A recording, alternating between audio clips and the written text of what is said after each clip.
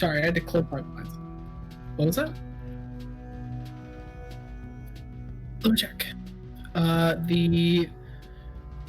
been trying fucking constantly to to export the last one. It just every time it refuses to export, so I have to restart the entire project. Adobe. Yeah, it's just every time because it doesn't tell me it's not a part way through. It's after 7 hours it says whoops, sucks. Here's a file that just doesn't work. So I'm gonna redo everything because the original video file still work. I'll have it uploaded by tomorrow, but this is gonna be 16. Okay, that's what I thought. Because it's 14th for the last. Yep. Or that's the one that we showed art. I guess the other one hasn't been exported yet. It is not. It just refuses to. It's really weird. I don't know why. It's an error I've never seen. Good evening, everyone. But mostly Suzanne. Hey, Doomvale. Doing okay. Finally got Chinese earlier. I've been waiting for that for a hot fucking minute. Nice. I have had the craving for fried rice. I have been denied for too long.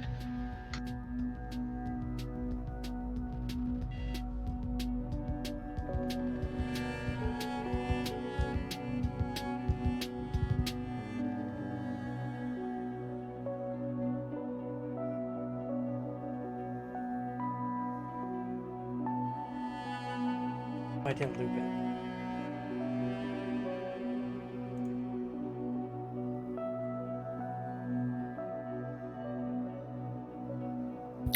I'm definitely going into this this session with the raw.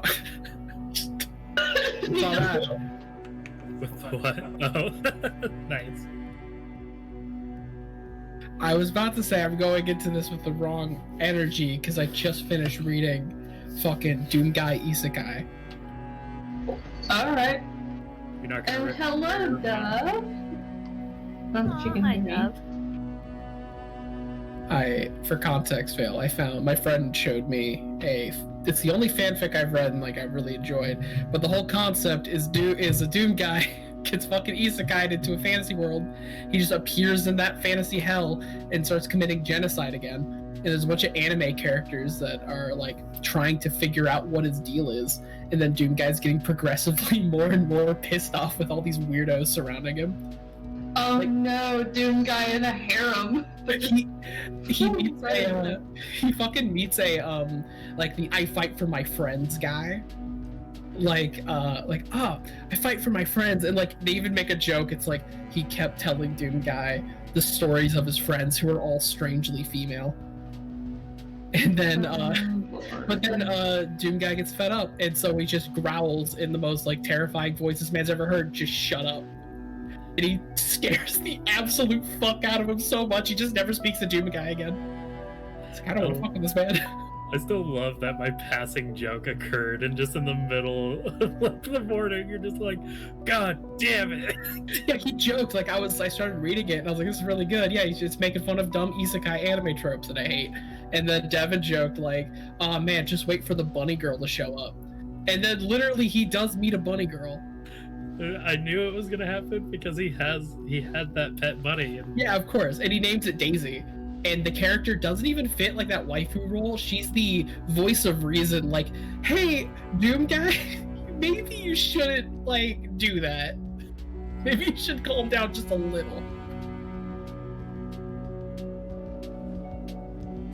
Kitten, I appreciate that you are fucking adorable. I do not appreciate that you're paused to the perfect size to step on each of my keys individually.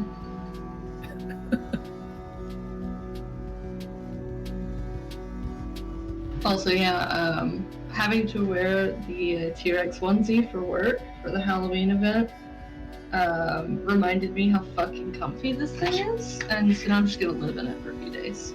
Fair. I just figured you wanted to cosplay for the session.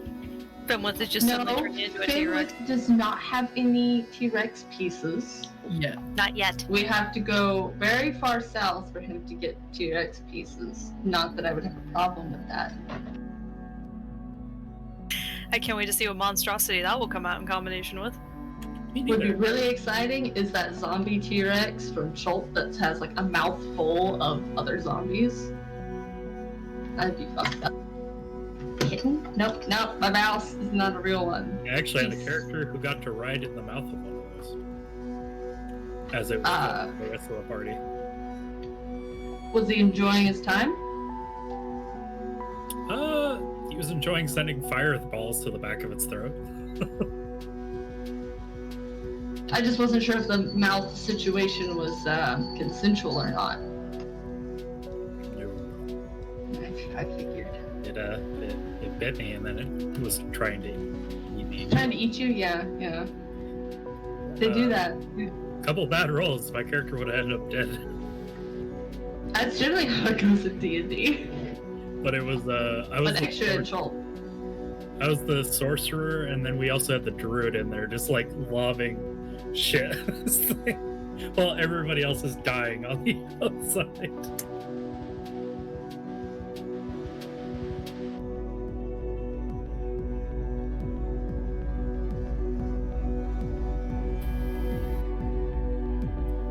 I think you remember that, Alex. I do. Just so you guys know, we're live. Yeah.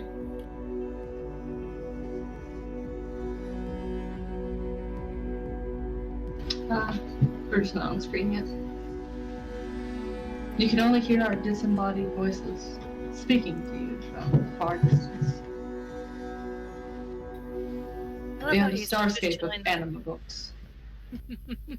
If only there were that many translated anima books. Let's see. How's my mic? I'm cosplaying as that one like lit as fuck crystal earth elemental dragon that's in Anima.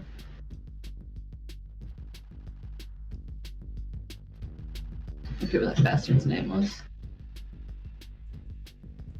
I think that's just a higher earth elemental. It might be. Well, yeah, because it wasn't a dragon. It just looks like a. Actually, it looks like a little T-Rex, doesn't it? Something like that.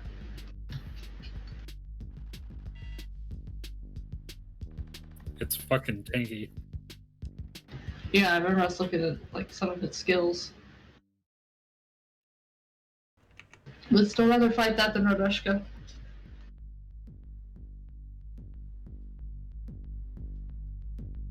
Yep. It's just an ongoing thing. I'd rather fight anything over Radushka. It might have something to do with the fact that it's a 3 by 5 mile long dragon and a god, but you know. Radushka's pretty bad. Omega is probably worse. Having a fly adjacent issue there, Devin? Yes, actually. Yeah. They don't really know they bother me until I sit down to stream, and then it's like, hello, 9 gnats that shouldn't be in here.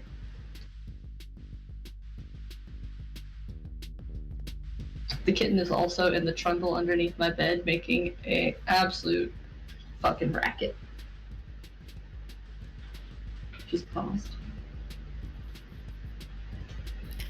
I love how Acer's position for the show today is way in the back of the bed as far as he can go.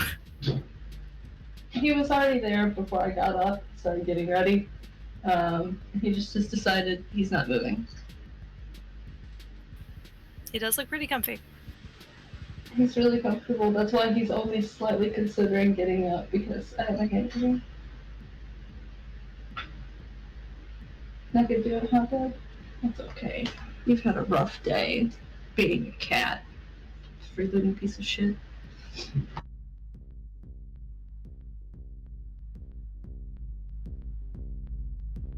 I suppose not entirely freeloading. Cats do perform one job, and that is emotional support. No, mine doesn't do that because he either just sits there and stares at them, or he's scared because they move too quick. Did you get it? It's escaped you. I think it escaped. For now. I After did- the killing. I just needed to be doing something, and then I could snatch it out of the air by accident.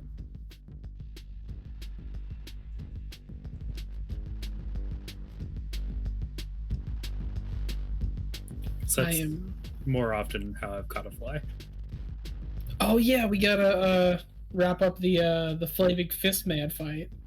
Yeah, we gotta see if he survives.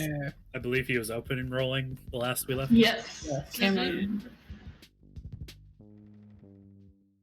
We're all rooting for you, bud. Come on.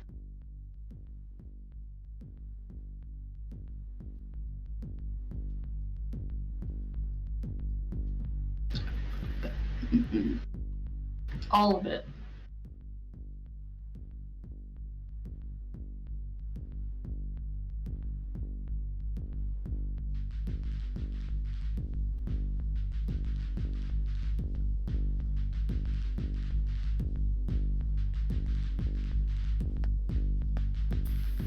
Did you add more stuff to your bookshelf, Alex?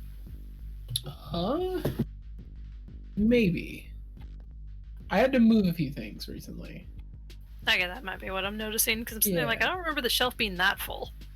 I mean, something right there, like on the second to the top shelf, I found a big book at like Goodwill that just I thought looked neat, so I bought it because it was like $2. And I mean, up there is just like on top shelf, it's just a constantly growing collection of Berserk. And those books are massive. Yeah, the deluxe edition is like, there's a lot of weight to it, and they're big, and like, it's nice to see them like finally, without just going on online. I have the entirety up to the Silver Age arc, the end of it. Yeah, those books, you could definitely do some damage with them if you needed them as an unintentional weapon. Oh yeah, I would totally be able to bludgeon a person with the Berserk book. Like, I would totally be able to.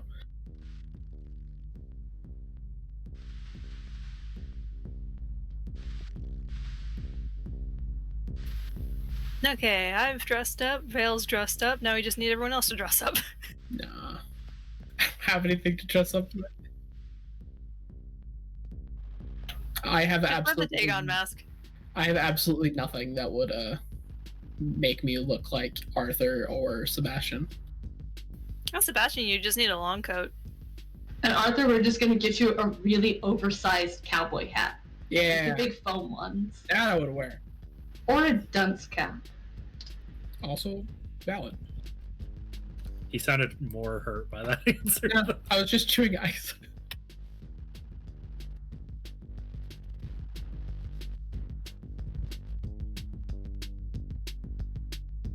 Go flame guy, go flame guy. Intentional. Sure.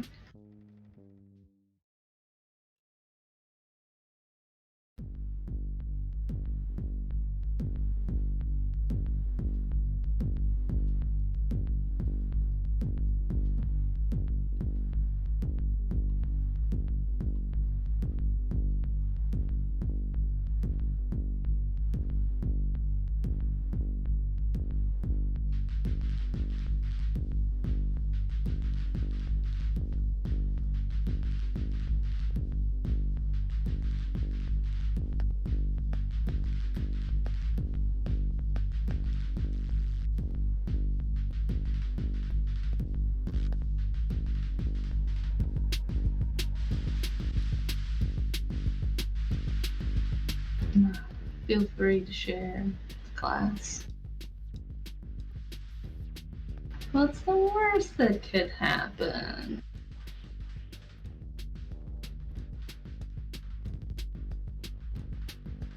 No, I'm not playing the character who would make me scared. Okay, I got my Pog Frog back. Alright, kid, you've got Fenwith to worry about. Fenwith is not gonna run off. Fenwith is like, yeah, come on, bring it on. Yeah, a lot of times my out-of-character opinion on something is influenced by what my character's concerns are going to be. Fenwith is completely destroying my usual competitive nature because as fun as it is to win, he honestly doesn't give a shit. He's going to have such a great time regardless. And two, Scary means even funner people.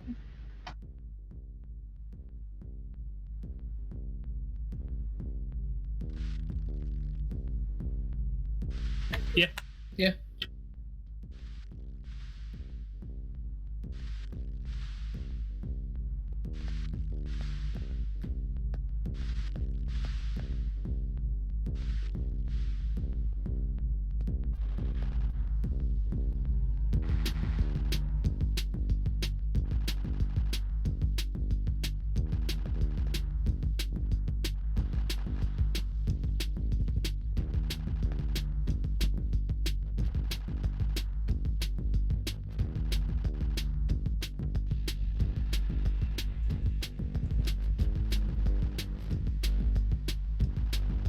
Plus 10.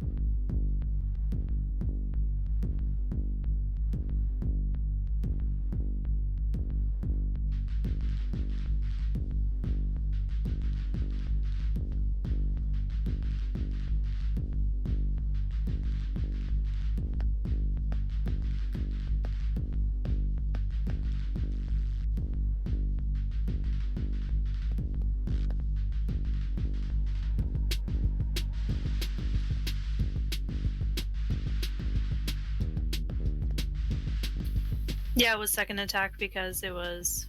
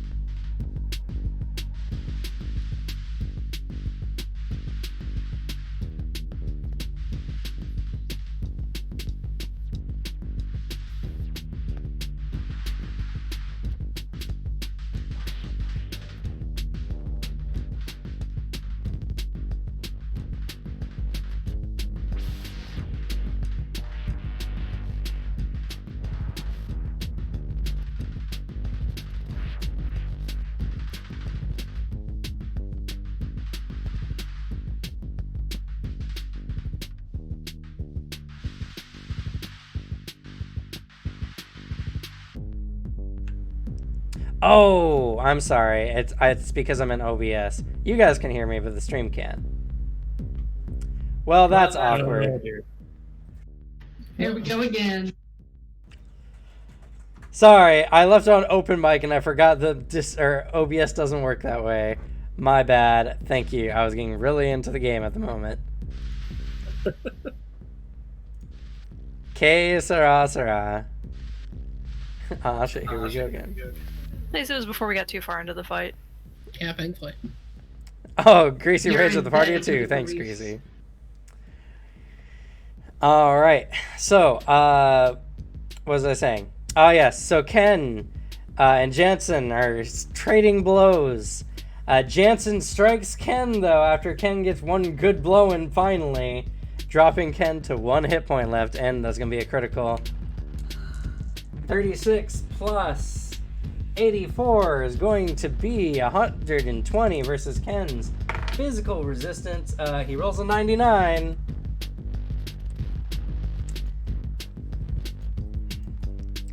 And I believe Ken is going to get out of this scot-free as he has enhanced physical resistance. He does, plus 10 for physical dominion. For a grand total of 164.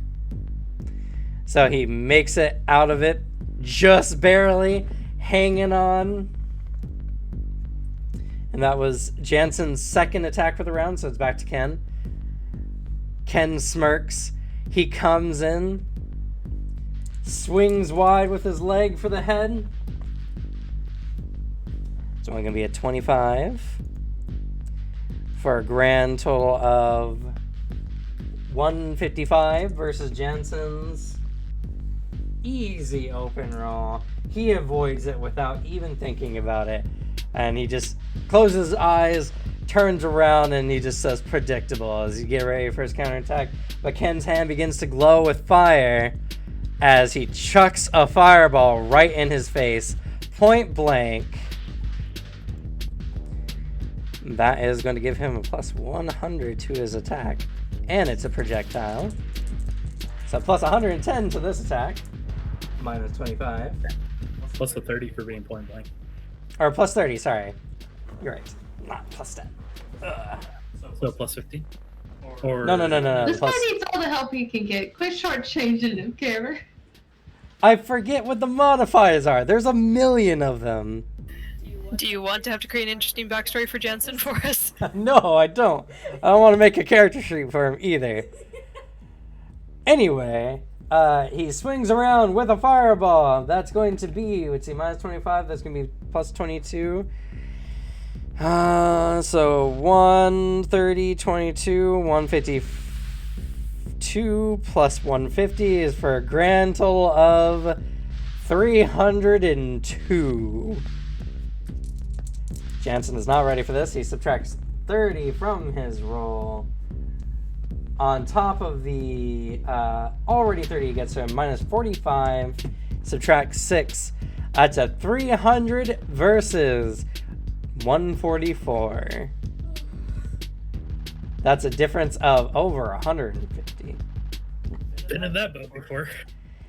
And the fireball streaks, hitting him for twice of his presence, which is... He is currently level 5. 90?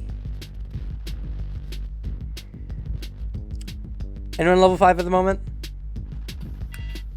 No. I can pull it up.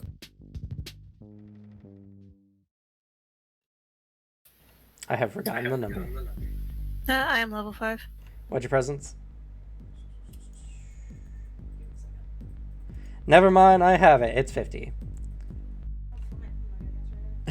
Sorry, I just found it, Pasty. So that is going to be 100 base damage, 150% minus 1 point of heat armor. It's going to be 140% of 100, which is 140 damage. As Jansen, in his arrogance, opens his eyes and sees flames illuminated as he's hit, sent skyrocketing across the ground, and is out cold. Ken And the hanging in crowd goes there wild. with 1 hit point remaining, raises his arm, exhausted, The legend. and the crowd goes wild. Alexi, David just reaches over and just slaps like Alexi's arm. Like, you see. after telling him that, Alexi stands up like cheering, excited that his rifle made it.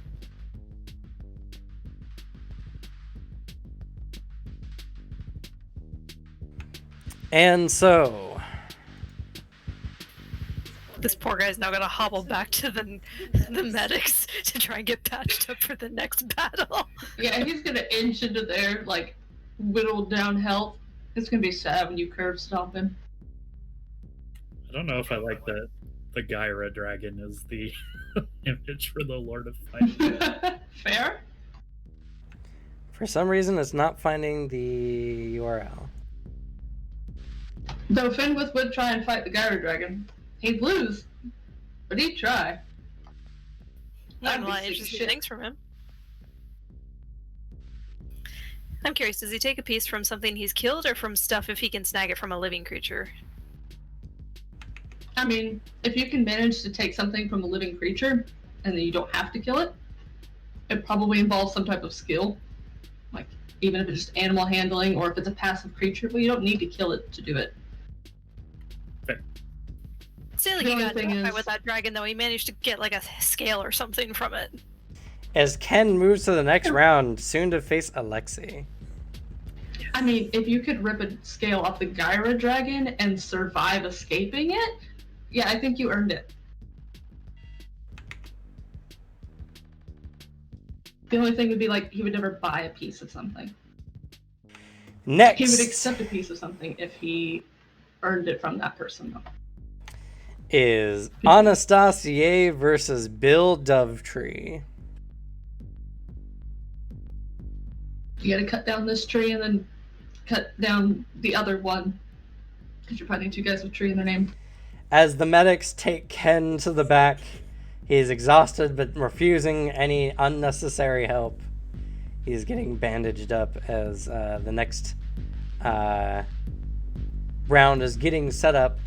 Anastasia, you're asked by the ref what you would like to be announced as. Knight of House Sorbonne. Nods.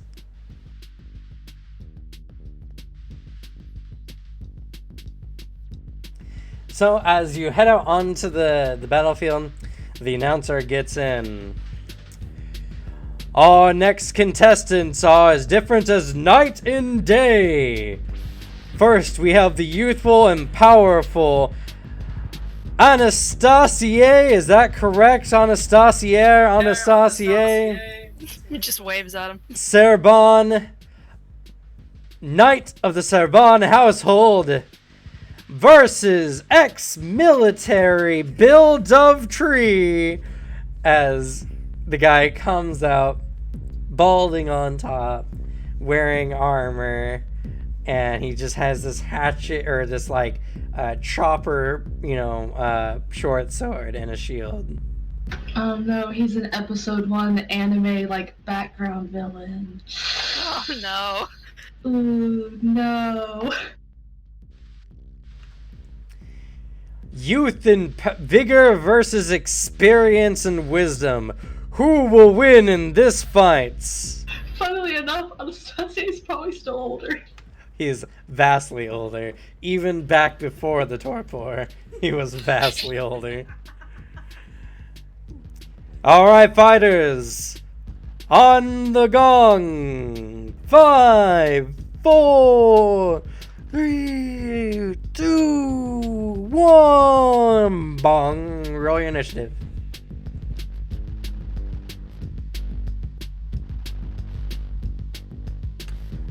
Build of tree with a very respectable 58.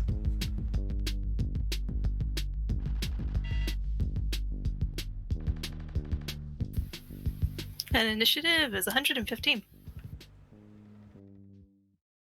Man, you just do not get good rolls.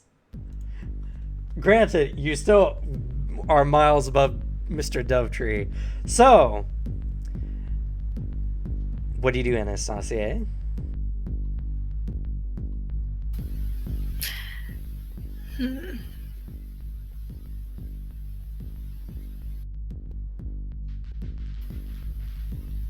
Can he quickly size up his opponent to kind of guess what their strengths are?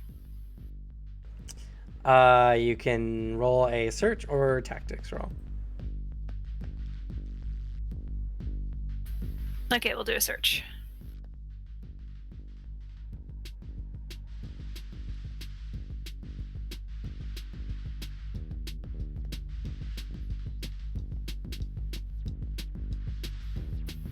That is a 101 to search. He's using a shield and a sword. That means he's probably a very general style fighter. Nothing focused on strength nor speed. A good defense overall. His legs are uncovered and hairy, slightly uncomfortable, but most of his armor is focused on his torso and his arms with bracers and shoulder pauldrons. Okay. And then he's just going to prepare to counterattack. All right. The two fighters square up for a moment, seeming to get a read on each other. Moments go by. Neither fighter looks willing to initiate. Then, Bill Dovetree seems to take the initiative. He goes rushing at Anastasia, wielding his hatchet cleaver. Swinging with a grand total of 165.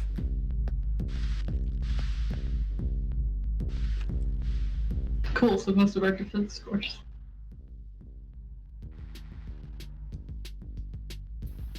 $171 for dodge. Anastasia barely dodges to the side. This does offer a counterattack at a +0.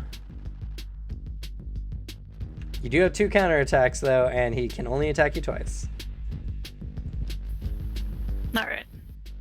So are you going to counter? Yes. Alright. Just trying to get it to finally pull up on the page. For some reason, Roll20 is very slow for me. Man, Mr. Dovetree is rolling a very consistent 55. Unlike... He's gonna need it. He's going to need it. How about a 213 attack? That definitely beats his 165. Just under 60 over. That's going to be 50% of your damage. I guarantee the shit armor he has is not going to stop the penetration of your weapon. That's very meta of this announcer. The announcer is also God. Oh god. Also, it's to keep the flow. I know. He's been here in this arena this entire time. Listen, What I've if God spoken as the was DM for one of like us? multiple entire sessions as the kobold in the party, which has led to some very strange inside jokes that game. Just a ref for one of us. I'm sorry, what was the percentage? It's 50% of your damage. 50. Okay.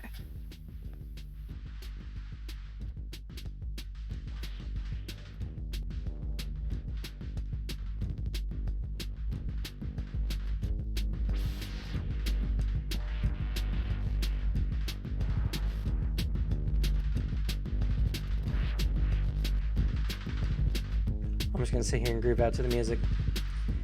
Hopefully those in the stream, the music is not too loud. I can always turn it down. That would be 62. 62 points of damage is not enough for a critical, but Anastasia simply sidestepping strikes him with this massive ass sword, and Bill may go flying. Roll for me your strength roll for your weapon. Bill gets a respectable 13. Does anybody remember that dancing insect from The Adventures of Finn and Jake? I think so. That's what this music reminds me of. I don't know why. How about an 18? That's going to be 5 over. Bill goes flying across the arena 60 feet away, taking an additional 5 points of damage. I guess he's not going to do that second attack. He's definitely not going to make that second attack. The announcer's like, oh, he's going to feel that in the morning. Who knew such a small person could send such a large, slightly overweight man flying like that? Well, anyone who was here for the earlier fight. But Bill steadily gets up and begins limping in the direction. He's not giving up, folks. What a trooper. Going back to Anastasia.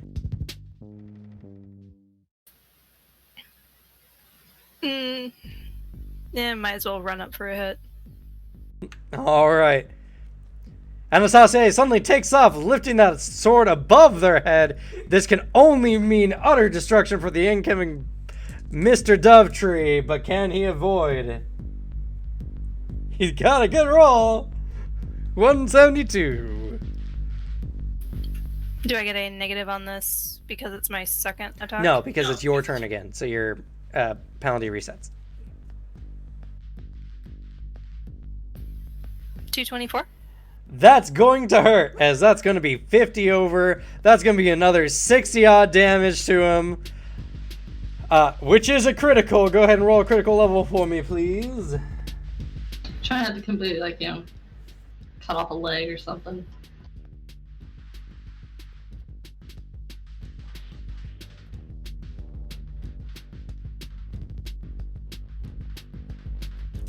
Mr. Dovetree gets an 81.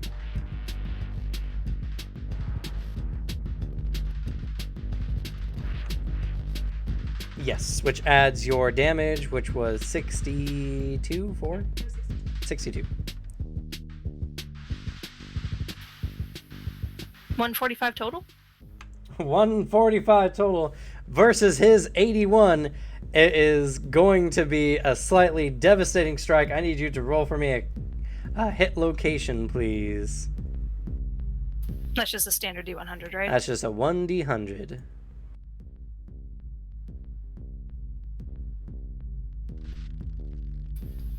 That is a 75 for a location. And he's not trying to kill this guy outright. If you want to do that, you gotta say you're non-lethally striking. Yeah.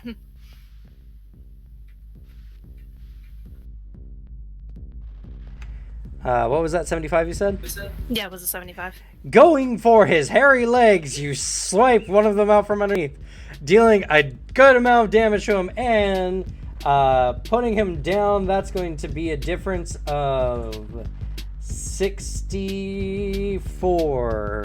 He has a 64 all-action penalty from a lasting wound, so this will not be going down. He is still up, but barely. Oh, wait, never mind. Roll your strength roll, please, as he goes flying yet again. He gets a 9, though. That's a 15.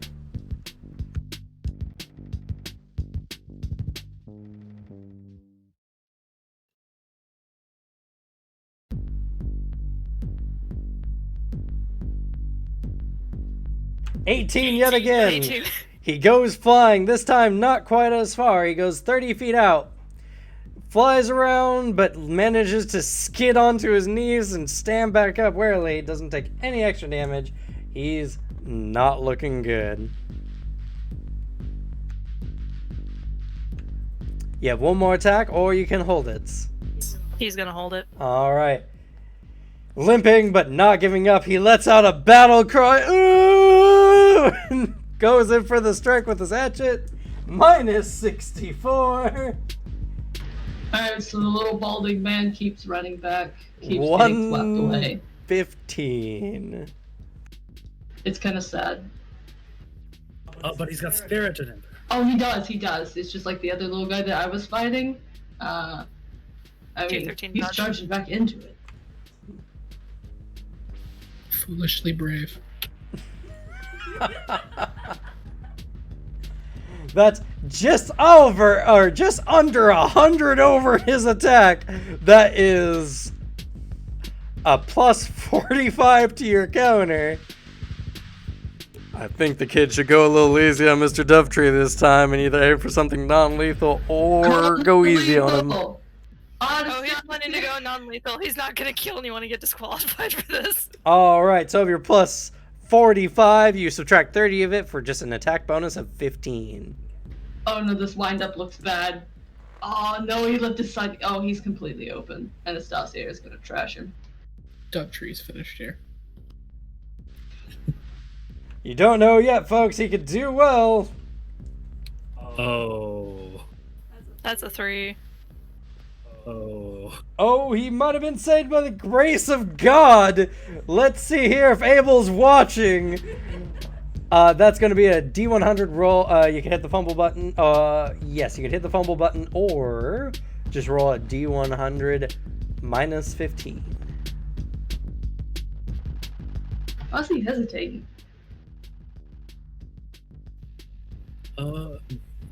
Maybe he's afraid to kill him? I mean, yeah, but like. That is a measly 5, which just subtracts from your score of 83. That's a negative 5. That's a negative 5, which means you have a bonus. No, but just means you get a 188. Negative. And No, he's going for it. Mr. Dovetree there got a negative 4 on his roll. So, Mr. Dovetree's like, I'm not done, bung, as you hit him with the broadside of your weapon on the head, right on the temple. Ooh, he's probably hearing bells right now, folks. As Mr. Dovetree goes down, he unceremoniously collapses. The flat of that is probably like getting hit by the gun, Bjorn. Hey, for him, comparatively. By who? I'll kick of bears. You know, great beasts. Good fight. Play about it later. Kind of pats you on the shoulder. So, what do you do once you finish your fights there, Anastasia? He walks off the field, lets the medics take care of him. Well, look at that. Kid barely broke a sweat. Poor Dovetree didn't stand a chance. Going on to the next fight in the arena, we have Li Junzhao versus Galen Halftree. We have a lot of tree folks in here today. A lot of tree folks. Maybe they're cousins. Who knows? I could turn a person into a tree.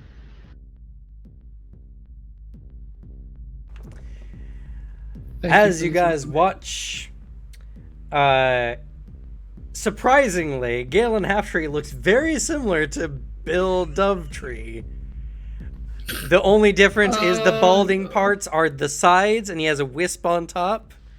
Still a little portly, and this time he's wielding dual daggers. Alright, so the last one had like the balding peak. This one's got like balding cliffs. Otherwise, they look really, really similar. I have a feeling this fight's gonna go roughly the same way too. Li Junzhao, or at least who you hope to God is Li Junzhao, is The state of his hair, I hope he's not. is a woman looking to be in her mid-20s of Eastern descent. She has the very, stereotypical dragon's daughter dress, wielding a almost jade-looking staff. Oh, it's the staff lady. I got a feeling this guy's gonna get his shit handed to him. Yes. First up is Galen Halftree from Alberia. He's come all the way here to prove that he's still got it to his wife and kids who are supposedly in the stands today. He says hi. That's what the note says here. Galen says hi. Bet I hope she goes easy on him. That's precious. In the other side of the arena is Li Junzhao, daughter of renowned teacher of the llama fighting style in Lynette. I think it's meant to be Lamas, but it says llama in the book. What's a llama? She is here, seated higher into the bracket, so folks, you can expect something special from her. So fighters, on the gong. 5, 4, 3, 2, 1. Bong. The two fighters get off and Legion seems ready to go, but suddenly Galen Halftree comes out with a burst of speed, open rolling on his initiative roll. It's the power of love. I told you it's real, Sebastian. He swings with his I still do not daggers, believe in this power. almost getting an open roll again with a 191. Love and friendship are the greatest powers on earth, Sebastian. I am You should taking back invest. what I said about this half tree. Though Legion makes it look easy, she gets a 225. She spins around him as he's in midair. She gets her staff ready for a strike. That is going to be a difference of slightly over 30, so plus 15 to her attack roll. That's a good attack roll. That's 77 on top of 257 versus Mr. Halftree's. Oh, he's getting good rolls on this. 192. Granted, She that's just loves some more people. That's all. still a difference of 60 some odd, and her weapon penetrates the armor he's wearing. Unfortunate for him. He's still going to take 60% of her damage.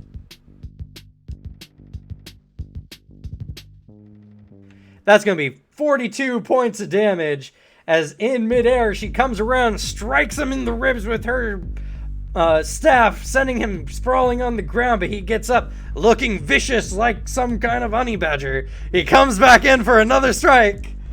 Minus 25. What the absolute fuck is a honey badger? That's where could I find one? It's They exactly really a love creature fishes. that lives in tunnels under the ground, and they like to growl and tear at people's faces. You know, that you'd sounds figure fun. you'd find honey badgers in moth, actually. Yeah! I want a honey badger. If any, like, creature could survive and thrive in moth, It would be badger. Cockroaches and honey badgers. He comes in swinging with a 150, and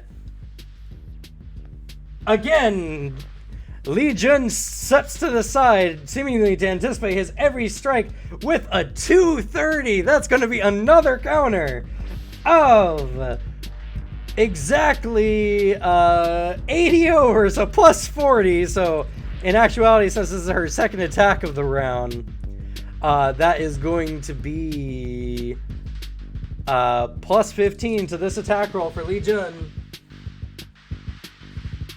As she gets a 99, Ooh. followed by a 66, Oh. for a This one is grand not total of fair. 165 plus her attack score. That's going to be, oh no, a 234, or sorry, 330, 320, because she doesn't have Zen. Mr. Halftree just mid-air looks, and I think that's disappointment in his face, folks. That's a 147. Leaving a grand total of just under 180.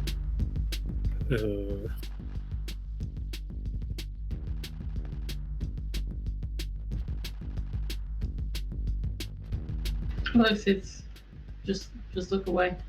This is just sad.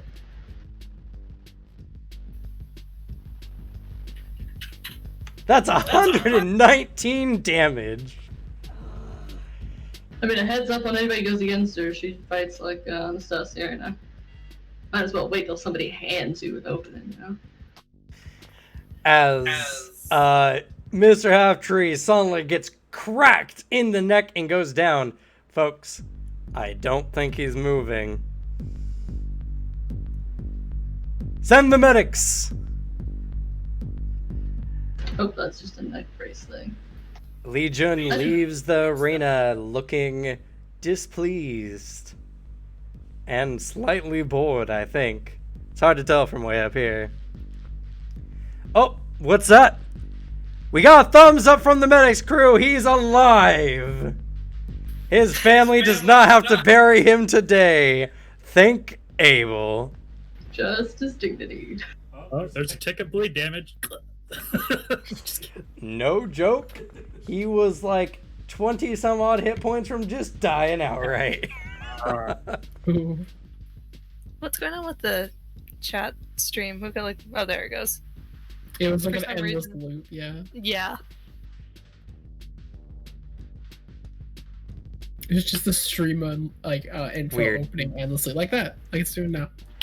Yep. I don't remember swapping to that screen. Has it been on the screen the whole time? Yes. Only for a Oh. little bit, like that fight. Like That's- I was. I mean, that's fine, but still, Yeah. would have been better to see the faces. Anyway, Legion moves on to the next round, soon to fight the young Anastasia. Next up in this fight, we have Jean-Claude Laviere versus Siegfrieda Lingvists. I hope you're all ready. Sebastian is sitting straight up, paying full attention. You alright? I believe I'm going to be fighting this person next. Wait, what'd she do that you're interested? You're never fucking interested in anybody. They're psychic. Oh. You sure that's her? It's that or it's the the name disappeared. Oh, never mind. He says the other name that it could possibly be. Either way. Will she do the same thing you do? Or she do like other stuff? She canceled out my psychic ability. Wait, does that mean that she's like you, or that she just has something that just happens to eat your ability? She has psychic abilities that eliminated my own ability.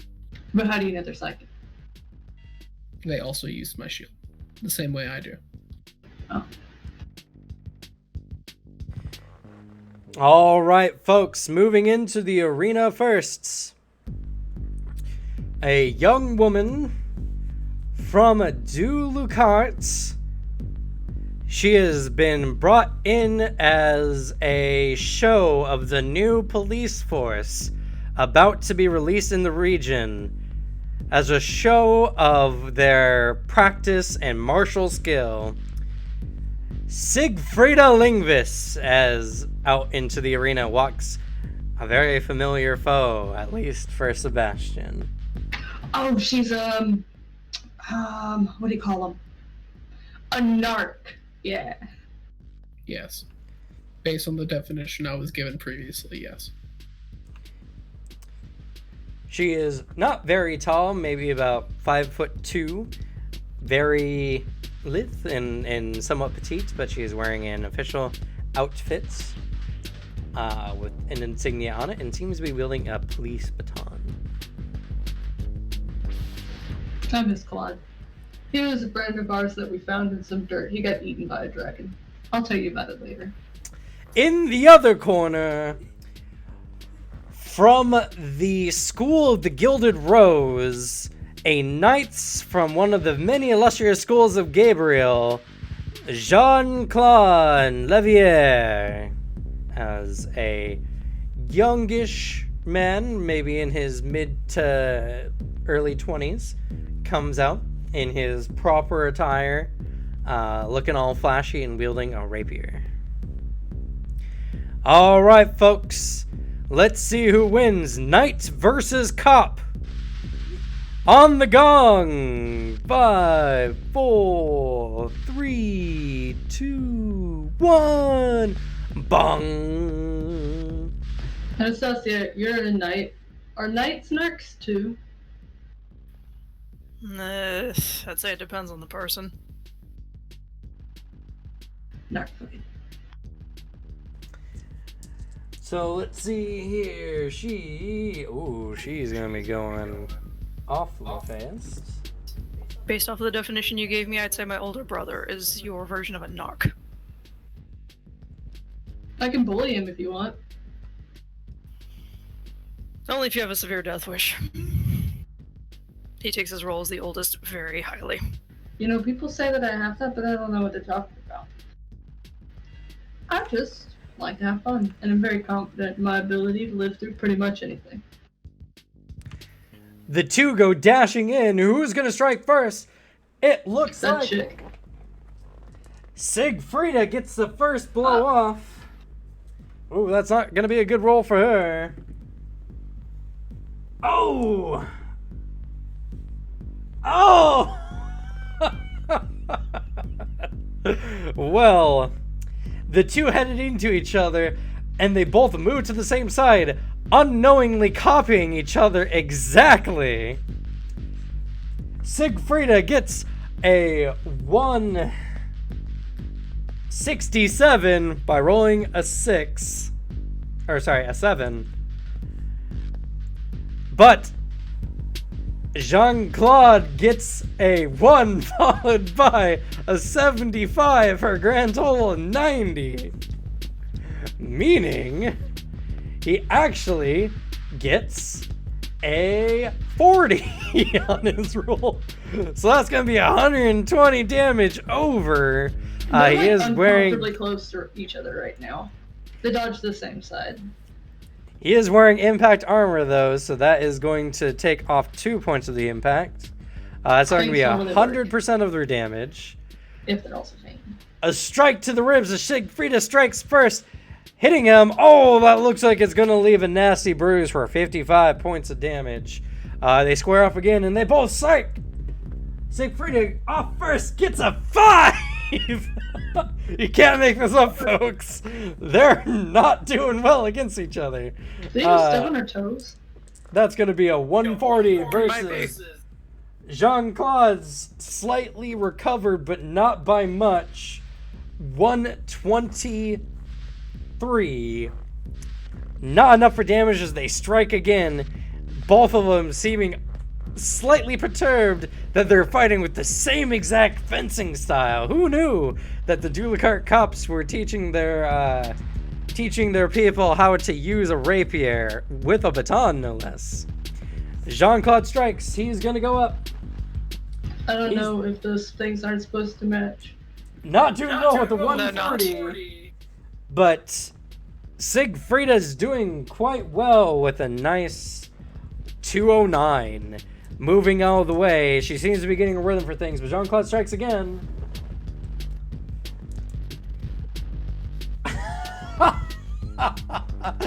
And he botches yet again with a 94. Minus 15. That's still a terrible botch, as seemingly to be outpaced. He's now feeling the pressure on, getting slightly demoralized. Sigfrida takes the opportunity, strikes at him while his defenses are down. There's a good roll for once. That's a 202. No, I'm sorry, 222 versus this roll. Oh my god, another one. This is freakish. I cannot explain to you because they're pretty much just like tangled at this point in the middle. Like in effect, they're basically like slap fighting. You know, how, like kids do, like over maybe like the last treat or something. That's gonna be a grand toll of 91 on the botch level. It's kind of awkward actually to watch. 39 versus 222. That is going to be slightly under 190 over his defenses. 180% of his defenses. Minus the 2 levels of armor, that's going to be 160% of his defenses. It's still going to hurt, folks, as Sigfrida has definitely taken the lead on this endeavor here. Oh, she looks pissed? I can't really tell. She's definitely done with this, though. Are all psychics expressionless? I wonder. She does seem overly serious, but she strikes him for 88 points of damage. on top of what you got before, striking him in the collarbone. He is thoroughly neutralized, folks. This cop is going places, and I'd hate to be on the other end of her baton. The better narc has won. And look at that, folks. She stays with him until the medics arrive. What a true, honorable fighter. This is quite a strange display I just saw. I'm not even sure that was a display. The only good thing is that I get to fight her next. Well, hopefully you don't disappoint her like this dude. Well, you don't get that close to people, No. so you should be fine. Next up, we're going to be fighting Sebastian versus Doug Uname. Oh, have fun. What? Enjoy yourself. Sebastian, what do you tell the ref to introduce you as? Sebastian. All right. The name's Sebastian. Yeah. Just Sebastian. He does ask as he's going in, is there anywhere particular I need to stand for the beginning of the match? Just stand on this side of the arena and don't cross where I'm standing, kid. Perfect. Sebastian stands as far back as he can. Okay. All right, you're gonna make her folks. do cardio before it starts. Ah. We have... Really? Okay. We have Sebastian standing way on the other side of the arena. If you look closely, it kind of blends in with the column right there. I think that's his point. He's probably just gonna do his sword throw thing until she gets there. I mean, it works. He's gotten fucking last kill on almost everything we fought. And on this side, we have Doug Uname, born in Faerun and raised by the seas. This man likes to fight with a fishing hook. I'm sorry, harpoon is what they call it. As on the other side is this big burly man with a fishing harpoon and wearing leather armor. Oh no.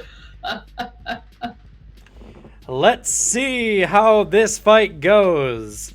Honestly, with how timid Sebastian's looking there, I don't have high hopes for the kid, but will this be the catch of the day, or will this fisherman ship get sunk? Let's see. Roll your initiative. Let's hope he doesn't skewer the guy. Hopefully Sebastian decides not to kill this one. I mean, it'd be kind of a waste of his effort if he did. 100. I'm hoping he thinks that. 100 what, sorry? 156. You beat Sorry, his peanut 120 gallery. on the dots. Sebastian, you have the initiative. What do you do?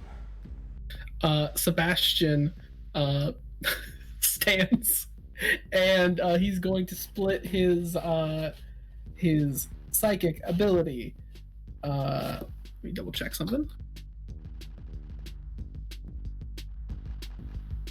Cool. He splits it 120, 100 and then 20. Okay. He's going to launch his sword at the guy. Alrighty. Hilt first. Hilt first.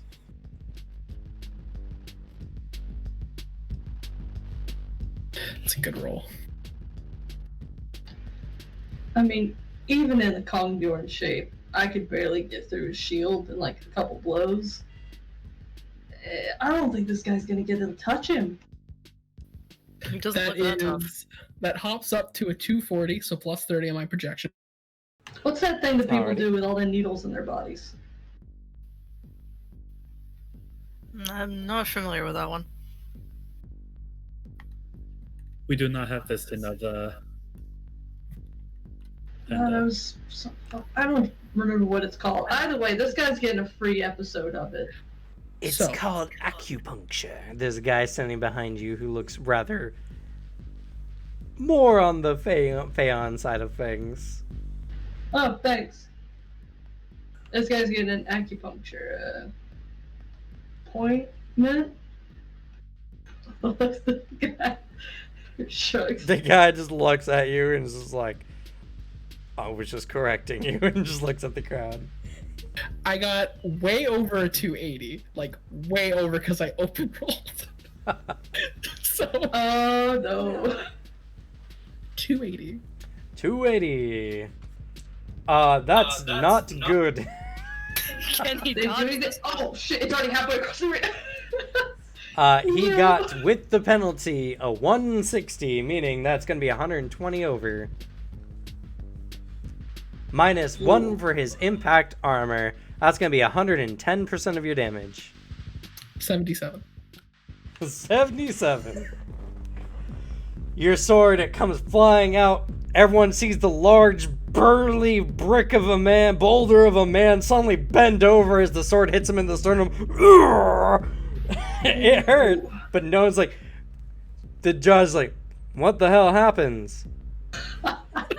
Wait. It looks like he's been hit by a sword. Backwards? That is a critical roll, though. Go ahead and roll.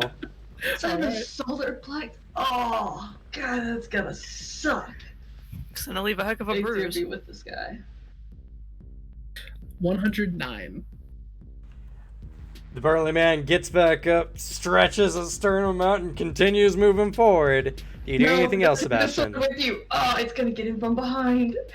And then Sebastian uses the last of his projection. Just put up a shield. Alrighty. This guy's gonna get clocked. I overrolled again. It's 100.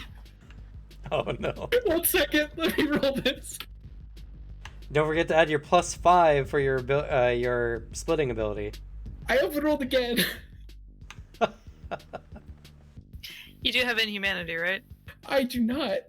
But it's fun to see what the final number is. I think we only had one case of that happening last campaign. Maybe 2. Of someone not having No, inhumanity? double open rolling. Double opener? Yeah, it's very rare. It's like rolling a double nat 20. Okay, and then plus one more thing. So, that bumps up to the max. As I have a 2,000 life point shield with a damage barrier of 80. Fuck. Oh. Hey. Oh. Sebastian, forget about enjoying yourself. Just don't kill the guy. Does Sebastian think that with just this surge of psychic ability, this newfound strength, does he think that this man could even get past his shield? Roll a tactics roll. Yeah. Because this might be the most Sebastian styles on a person. That's a good roll. I really like these dice. This dice set. It's my red and blue set. They suck normally, except when it's the D100. The D100 Okay. rolls so nice. So, guy gets hit, guy comes running across. We're at the point where this guy realizes how fucked he is because Sebastian does this, like, the invisible, like, shield thing that you can't get through. So, I don't think this based guy's got on your, what you know, to break a barrier of this strength, it would require a full-on swing from a relatively heavy person with a claymore or a hammer.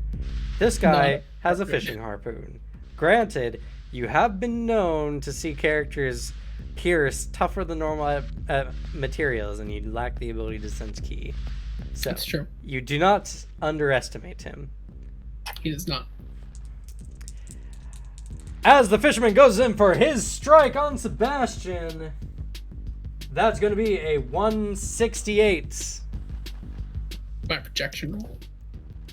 Yes, as you are defending yourself.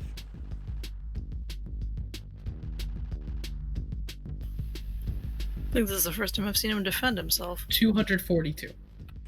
Sebastian does not make any reaction towards this attack.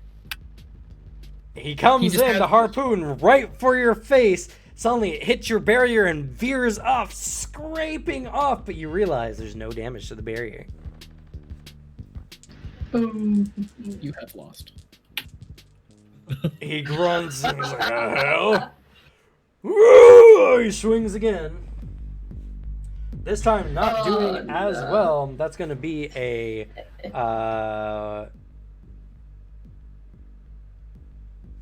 141. 187. Again, scrapes up. What the hell? What kind of magic is this? Sebastian, it's your move. If you have no way to pass this barrier, I owe you no explanation. As the sword comes flying from behind. See, I called it. There it comes. This is going to be an attack from behind because the man's not expecting that. This. Ooh, that's not going to be good for this fellow, I'll tell you that. If you ever have to fight Sebastian, just as a heads up, literally anything not nailed down is a viable weapon, including your body. He's thrown us at trees before, which is kind of rude, but also kind of fun. Oh yeah, He's he already so sent plus those 2 men flying in the last fight. Yeah, like that. That's a Bit more 48. personal. Oh. I didn't roll as good, but I have myself a nice plus 30 right now to my projection. Oh, I'm sorry. That's not including the range penalty. Oh, wait, no, this is there. Never mind. And he's out. Yeah, that's... I got myself a 259. You're just gonna punch his head into the barrier. Just... That's going to be a difference of 220% of your damage. 154. I'm sorry, minus his level of armor, so 210% of your damage. 147. At least it's hilt first. Yeah, this guy's gonna have a massive headache in the morning. Technically, he did not go easy on him for the roll. So, let's hope he doesn't hit a vital region, shall we, folks? Because that's enough damage to kill him outright. With the, are you not adding the penalty for non-lethal? He has not been, no. He is not. Oh, you just said handle first. You didn't add the penalty, so it doesn't count. Correct. Ooh. So, roll for me a D100. 5.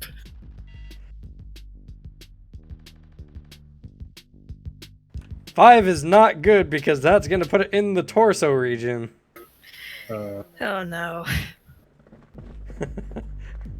It's not the heart, though. That's good. What? We don't need another case of ass blaster. Yeah. Ass Blaster 2.0. Harper Through is the banned front. from this competition. But the sword goes flying out, strikes him in the ribs, breaking all of them. He goes down. What does Sebastian do? Did I hear a crunch from up here? He I walks. think his entire side caved in. Oh. The sword dislodges itself from his insides, as even And though it was shoots. the blunt end, it went in. Yeah, Sebastian walks out. He wins. The mags come out. Folks, this is going to be a grim situation here. Mr. Unami might not make it. There's some internal bleeding going on. Let's hope the medics are good enough. But that does mean that Sebastian is our winner, and I'm still kind of figuring out how. I think the weapon he strung before struck him from behind. Was there a wire attached? Or is he using some strange power? We'll find out, hopefully, in the next round. In the next episode of Dragon Ball Z. You come back in, it's just, I'm not surprised, but I am still disappointed. Come on, you good? You know the guy's kind of pathetic. If he has no way to survive that, then he has no reason to be in this tournament. Not a matter of the tournament. Come on, it's for fun. Well, for us.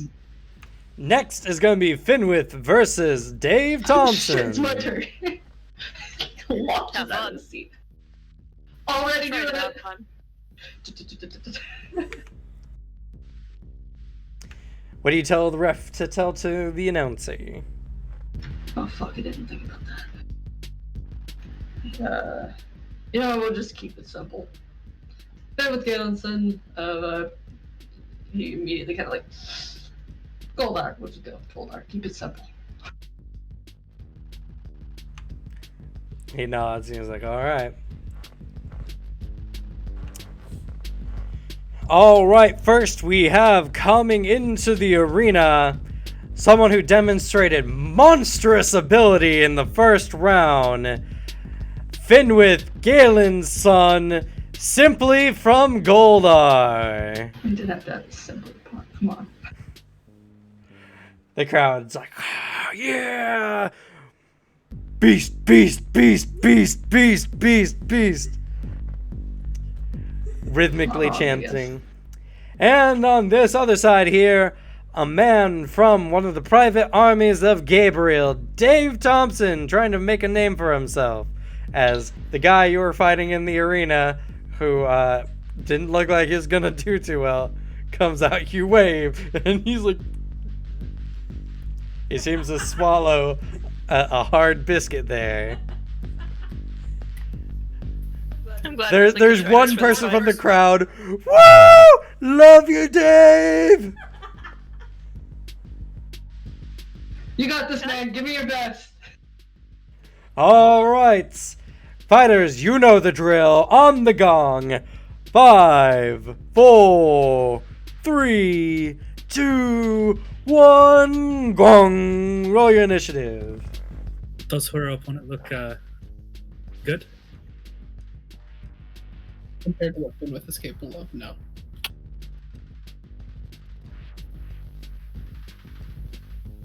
No, he's got some guts. He might survive, but only sheer luck. Braverly will not overtake Finwith's own magic. 113 initiative. Dave goes first, charging in fearlessly. Yes. Unfortunate counter. And did you charge any of your Xeon before the, while he was making the announcements? Nah, he's still gonna take him on as just the bear form. Okay. Oh, you're still in your bear form. That's right. I forgot. Yeah, he did. That's your aspect. Maintained. He's just running. Uncomfortably fake nails and teeth. All the people he's talking. Shh, it's fine. It's fine. It's just it's like a wrestling costume. He's running in, sword double-handing his long sword, coming in, just running, giving all his got, tears flying out. There's a slow motion, just like tears streaming from his eyes as he comes in to strike Finwith. That's going to be a very impressive 174 on his roll. 239.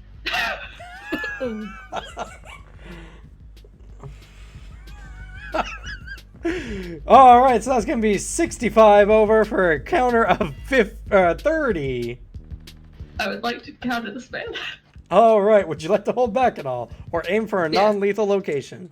Yeah, he'll target. Where would you like to target? He'll go with the arm he's attacking with, sure. Alrighty. You are using a precision weapon, technically speaking. Yes. If you use your bare hands, My bare hands. it is only half the penalty. So for an arm, that's going to be a -10.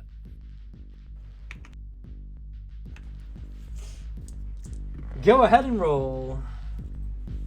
Ooh, Dave. 112. This is just not Dave's day. And it was a minus what? 10. That's And already my half. bonus from the counter was 30. Yes, so plus 20.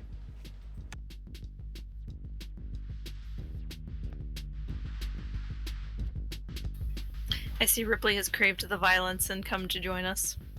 Yes, Ripley. We She said heard that. that nearly murdered a man. She got She's really- also a Dave fan. Yeah, Unfortunately for him, that's a 261 attack. she's disappointed. in her. Ouch. Oh, Dave. Oh, no. Because he got a 112. That's going to be just under 150 over. That's going to be 140. He is wearing leather armor. I'm sorry, he's wearing padded armor. padded leather armor, so that's going to be 2 points of impact armor. Do you have any penetration? No. Not this shape. Then that's going to be 120% of your damage to his arm. So as he comes in, the big bear paw just kind of lifts up and slams up right into his shoulder, and like basically is just trying to like almost like bat his arm near out of socket. Hopefully not actually out of socket, but it does do 120 damage in one hit. As the bear force base damage is 100. As you try to just bat his arm aside, Finwith swings, and with a mighty force, everyone sees his arm fly out at a high force and then suddenly just jolts and get a little longer. There's the what? As he spins out and passes out from the pain, as you did all his hit points in that one swing. Oh, Dave, I'm so sorry. I thought you could take it. You did so well the first time. Just holding up his limp body. Just wait. He just like gestures to the medic. They come over and then I they think give he's fine. Just dislocated. They give a thumbs up. He's like, "All right, everyone, Dave's fine, but the bear goes on to the next round." I'm assuming the crowd goes wild from this. Oh yeah. When he wakes up, oh, I'm sorry. No, you were my rival. This was the underdog story of the century. Fuck Flame Fist, guy. It's alright, Dave. You did good. I hope you get some good experience just for taking me on. That would have been so funny if nobody makes it all the way to the final. Oh, so That would've funny. been We just spent the whole time cheating, buffing them in the background. I was kind of hoping Galen Half Tree would win. Just so like we just have like one regular Joe somehow making it really far. I'm sorry, Dave. It wasn't your time yet. He kind of comes back up the stairs and he looks like excited because he got to fight, but like, yeah, he shouldn't have been here. He sits down. Next up is going to be John Heathcliff versus Kitwana. Oh thank no. Oh no. This poor man.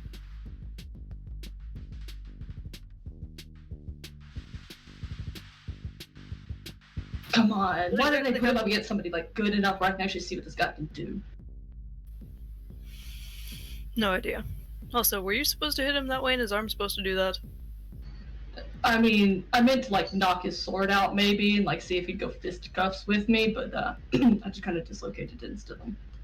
Very well done. At least you dislocated and didn't do any more damage. Well, yeah, no, I don't want to hurt him harder.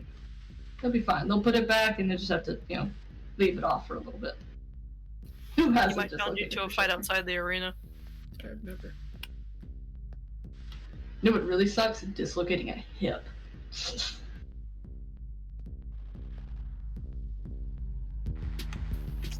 All right, everyone. First into the ring is going to be known as the Armored Fighter, one of the up-and-comers who is slightly outshadowed in the first phase. John Heathcliff, as a guy comes out, he's wearing half-plate armor. He's probably the most well-armored person in phase 1 of this tournament. Nice. Good on him. Man, the penalties though. Been there, done that, pass. Oh, what if he's a guy who doesn't have like the wear armor for it, but he's just wearing the armor? Oh, no. My That'd be dad funny. told me. I'm here to prove myself. He's John gonna need all that armor, Heathcliff. though, for that guy. Well-known mercenary and supposedly is currently on tryouts for the Travelers mercenary group. He's definitely been a name to hear of, but one of the greatest and most excitable fighters of this phase 1, just under the Great Alexi. That's you. Is Kitwana Golgami, who says he's one of the defenders of Nanway, and he's looking for his Alderney. I have no idea what that is. What's an Alderney? Ardenai? Aldenai. I don't know. It's some non-weighing term. But behold, as he comes out, and again, massive man. He's 8 feet tall, just nothing but muscle. He's wearing like leather armored pants with like some kind of beast pelt around his waist. No weapons, and you can see a large reptile tattooed in white on his back, contrasting his harsh dark skin. Alright, fighters, you know the drill. On the gong. 5, 4, 3, 2, 1. Bong.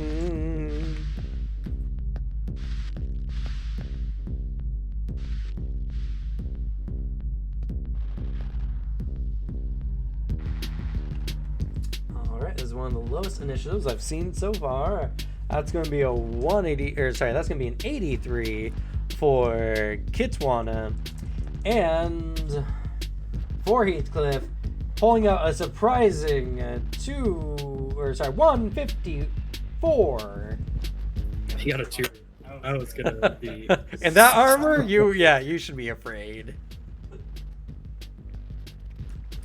Heathcliff does not take any chances. He rushes in on his nearly unarmored opponent, going to cut him down with that exquisite-looking longsword.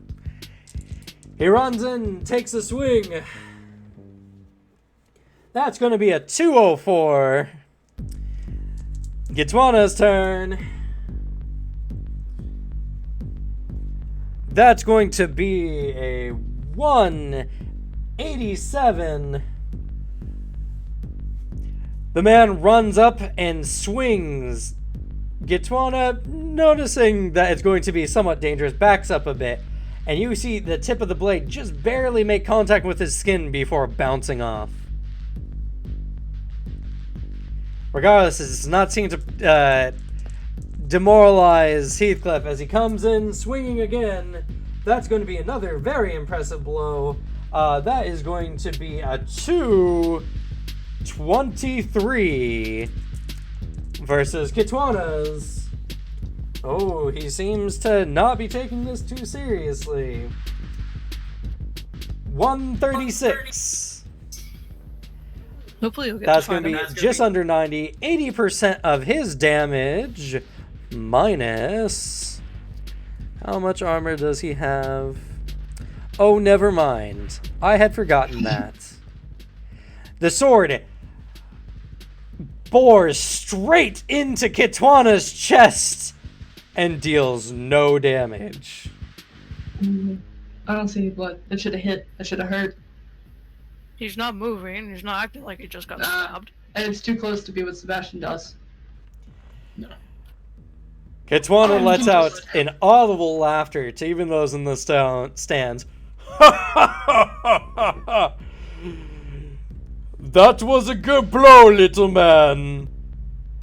It is now Kitwana's turn as he tenses up, his muscles seeming to expand somewhat. He reels back a blow, giving away any defense he possibly could muster, as he has no reason not to do a full-out attack now. He has a damage barrier. He has a really high damage barrier. Yeah. Alright, so you remember the Kong Bjorn, all those regular weapons couldn't do anything to him even when we were carving it up? Yes. That You might think be he's it. that tough? He might be. That, despite being not a great roll, is still a 208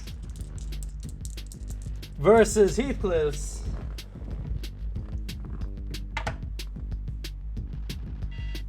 Come on, make it good.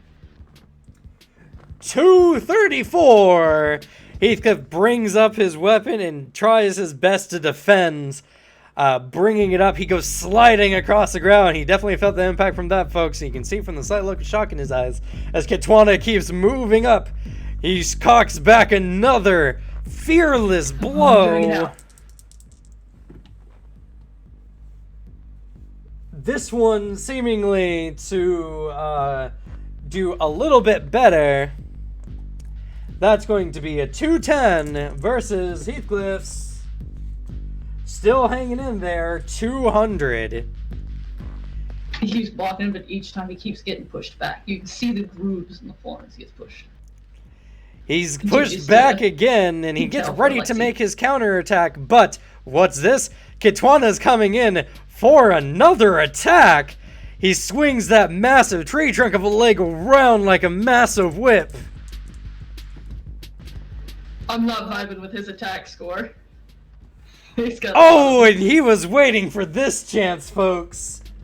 That is going to be... Oh no, you drop his guard? Come on, make it last longer. A 221 versus 189. Drop his guard a little bit.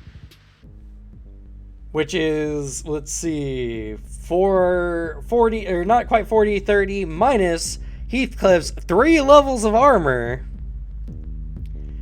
That's not going to do enough damage, but Heathcliff goes toppling over from that. And Kitwana lets out another hearty laughter. Whoa! You definitely can take a hit, little man, as he continues marching on him. Heathcliff gets up, determined to go. He strikes forward. Little do we know, Heathcliff has like 30 fatigue and he just tires out people.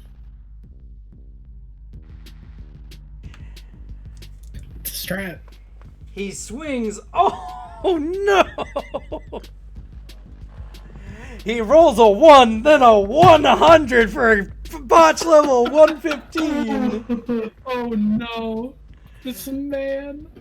Oh, Lexi, look away again. Heathcliff runs straight into Kitwana, attempting to pierce his navel with his sword. He's not holding back. He's out for blood. The sword slips from his hands and he runs straight into the muscles of Kitwana, bouncing off like a small child. He just looks up in horror as he loses the rest of his attacks for that round and becomes demoralized as Kitwana is just like, just the right spot. Sorry, just the right spot. As he lifts up a massive foot, I think he's going to crush this man with his bare feet. As he's going to make a special attack he has.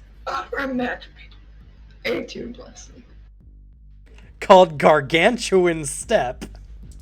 Oh no. Little man is over now.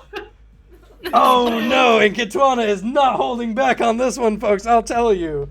That's going to be a 307 on the roll. This man is the coolest. This poor man in a tin suit.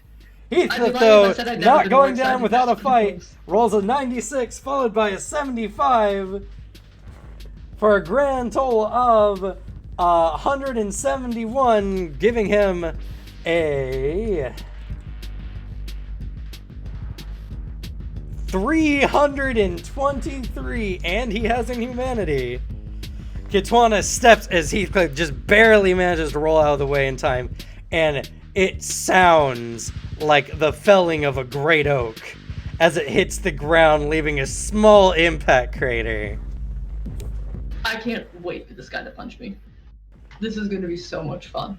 Alexei is actually standing up in his seat at this point. Kitwana keeps up the march as he makes another attack. Heathcliff doing his best. Oh, after that attack, it seemed to take a little bit out of him, but still, it's going to be enough. That's going to be a 175, sorry. Versus a 140. That's going to be 30 over. Again, his armor saves him With a crushing sound, you can hear the plate beginning to strain under this large man's weight.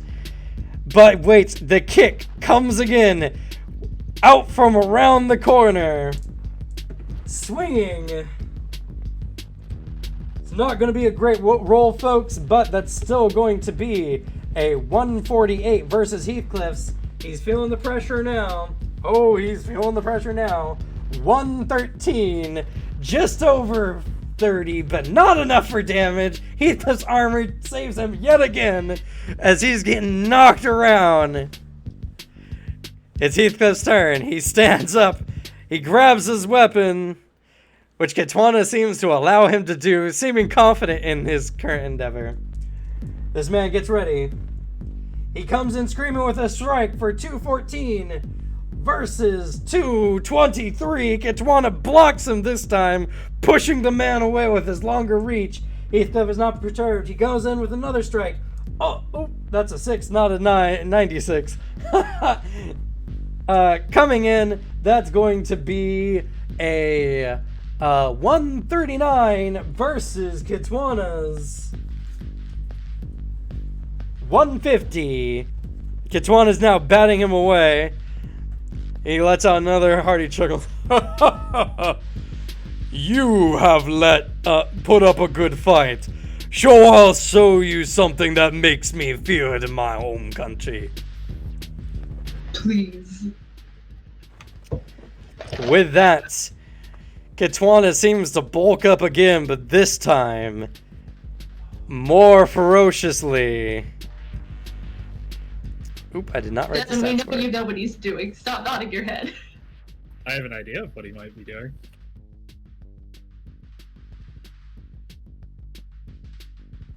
He thought of Astrid's confidence and gave himself more strength.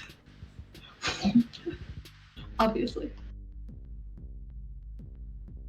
Katwana actually has a lot of shit on his character sheet, so 1 second. What was his transformation? Good. Oh, that was his transformation. Oh. Katwana seems to bulk up even further, becoming more aggressive, but his face takes on a more reptilian form. His jaw elongates as he now looks like some giant lizard man. He comes in ferociously on the unsuspecting Heathcliff, who's now fighting for his life all of a sudden. Anastasia. What? Anastasia, he does what I do. Is it? I didn't see a totem on him. No, he's still, look, he's doing the thing. He comes in with, again, a 223 from the prior round, but Heathcliff matches almost with a 209. Not enough for damage as he scurries out of the way. Another strike coming out. Ooh, that's a botch. Fuck all these people. Ooh, Fuck this whole city. Katwana slams his fist into the ground ferociously, but his fist gets stuck and he can't do anything about it. He pulls out a large chunk of earth as he botches with 107 as the final total. He pulls his fist out of the ground, but Heathcliff does not waste this opportunity. He makes a flanking strike on Katwana. I'm turning into a 20-foot tall bear man. Nothing can stop me. For a 219 versus Katwana's minus 30 for being flanked. You'll need it based off what looks like the damage he does. 186. That is going to be a difference of just under 40. And again, Heathcliff's weapon bounces off. He is unsure what to do. He strikes again, seemingly to no effect. Katwana turns to him, and he's like, "Let's end this." He comes in with a ferocious strike. He is waiting for this fight. He goes in swinging with a 231 versus Heathcliff's 201. His armor just again saving him on the dot. 3 layers of armor. Burn fatigue already. Katwana coming in though. This was an open roll, folks. 97 plus 53 for a grand total of 150 plus his attack bonus, which is going to be a 203 versus Heathcliff's Not quite so good at minus 30. 163. We might actually see some damage here. That is going to be exactly 140 over. Yeah, minus his 3 points of armor. That's going to be 110% of Kitwana's damage. Come on, fuck him up.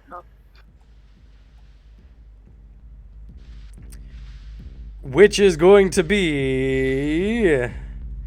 Let's see. Oh, right. Okay.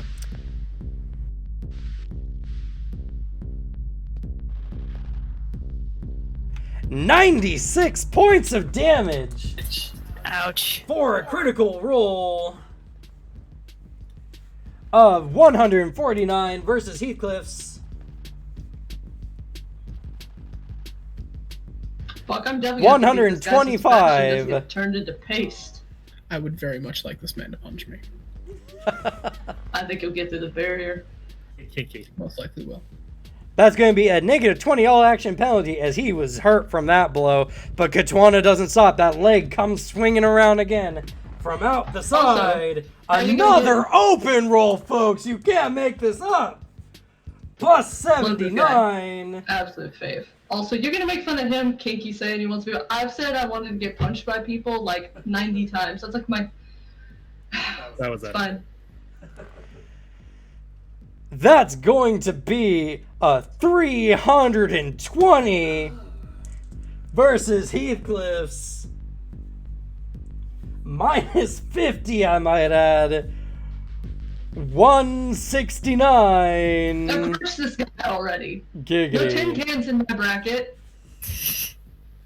That's going to be just under 160, or just under 160, 150 minus 3 points of armor, 120. That's going to be another 96 points of damage. Heathcliff goes soaring across and slides into the barrier and goes unconscious. And there's immediately a roar. Everyone's like, woo! And Kitwana just motions for everyone to cheer. His face slowly morphs back, and he's just like, Nunway! I rolled a composer check. Sebastian rolled very well, so he makes no reaction. But he was very tempted to stand up and maybe grab someone's shoulder. I mean, Alexei was like already standing up midway through this fight, so he's in the moment right now. He rolled like a 90 on his composure check, which was like the thing holding him back. Then it gets a bit too bassy with like the bare vocal cords. It reels it in. So. I also have to be careful because it's almost midnight, and I'm bassy talking probably through the walls. Oh, I should also probably be quiet since it's 3 a.m. here and there's 2 people who have work tomorrow. It's fine. The small benefit of living with college students who go to If they have complaints, they can talk to Finn with. It's not my fault. And that's, folks, is going to be the end of Phase 1. And we already have our bracket for the next phase if you all go to the board. We can't see part of it, half of it, unfortunately. I'm Yeah. scrolling down. Oh, okay. Oh.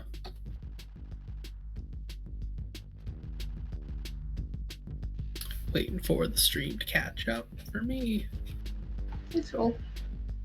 Oh, right, we all have different delays.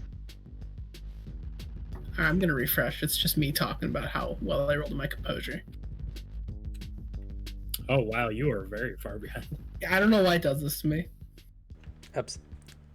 At least this works. There is going to be an hour intermission time between Phase 1 and Phase 2.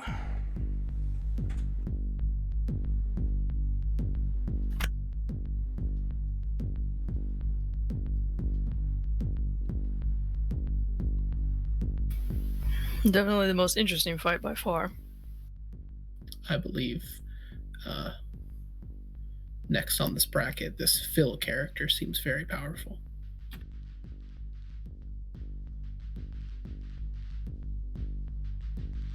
Let's see, Raja is going to be interesting. Oh, Fortune is on this one. I'm very excited for Cage Nicholson. Is it just the? No.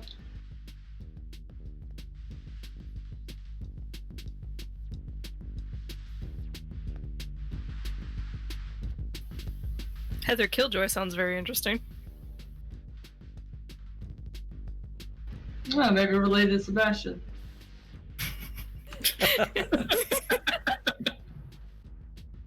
I knew a Killjoy.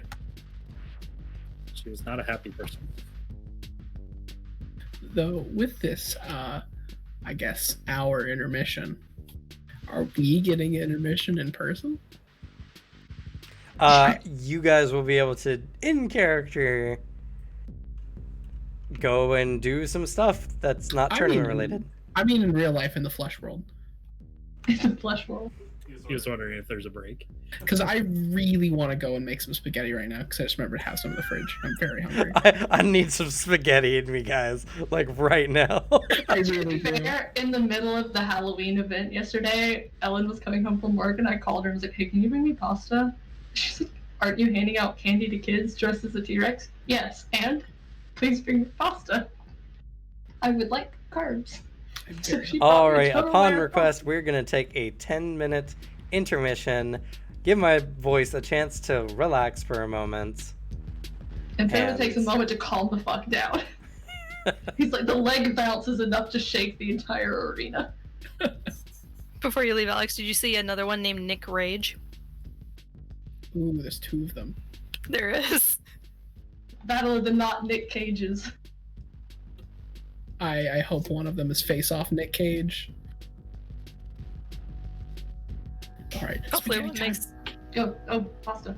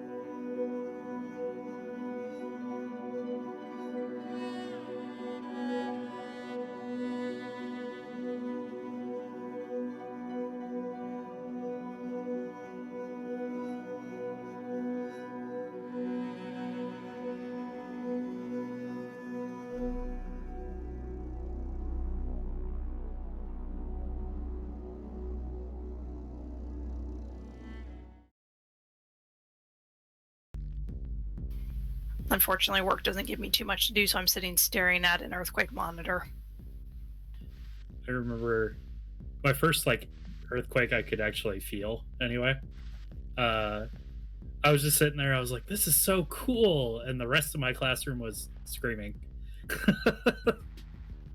Oh yeah, my first earthquake that I could feel was the 2011 Japan one. Ooh. Fair. I was in PE in mine.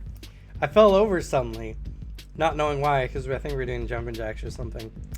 And then I found out it was because there was an earthquake going on at that time. None of us knew, because we were doing jumping jacks at the time. We are back. Alex is eating his pasta. Yes, it's very good. You need that slurping content. No. Time to fight some more bitches.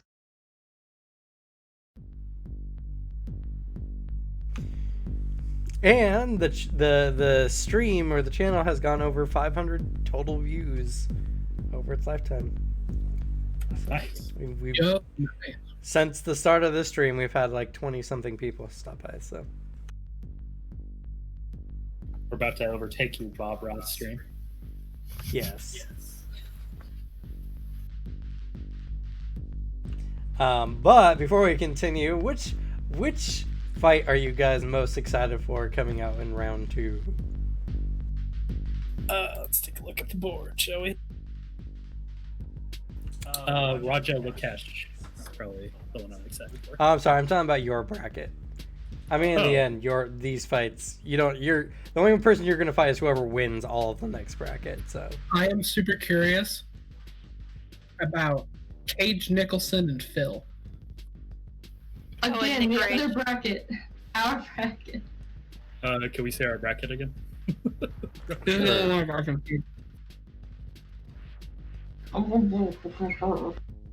Apologies. On a positive note, the camera's not on. No, he's got that spaghetti mouth. I do. It's very good.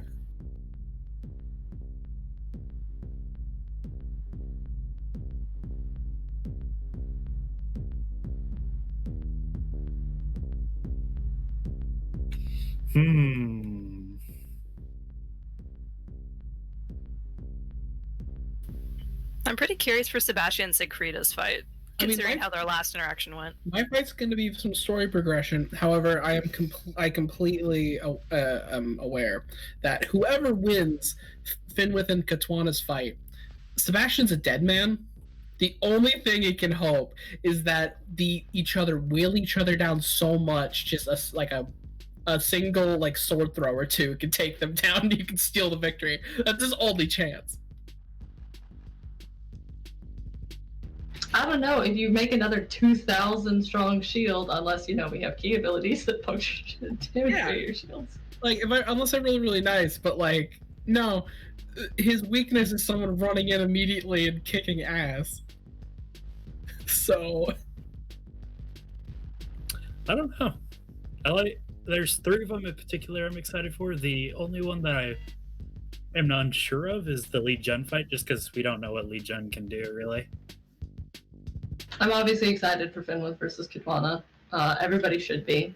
It's going to be the heavyweight fight of the century. yeah, But I'm actually interested in seeing Alexei and his rival face off.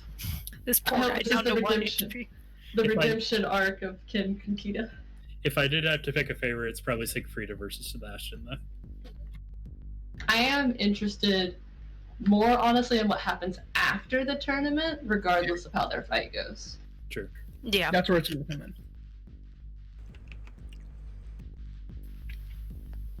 Oh yeah, that fight's gonna be so hype, especially from the crowd seeing the Beast go up against. They have no idea what Bigfoot they're in Lizard for. Man. It's going to be so much fun. He's gonna have to accumulate before that fight. Oh, definitely. Not if you have a good chance of being able to do it, otherwise you're spending most of your time dodging him. Dodge? You think I dodge? No. Fuck that noise. How else can you really appreciate what something can do?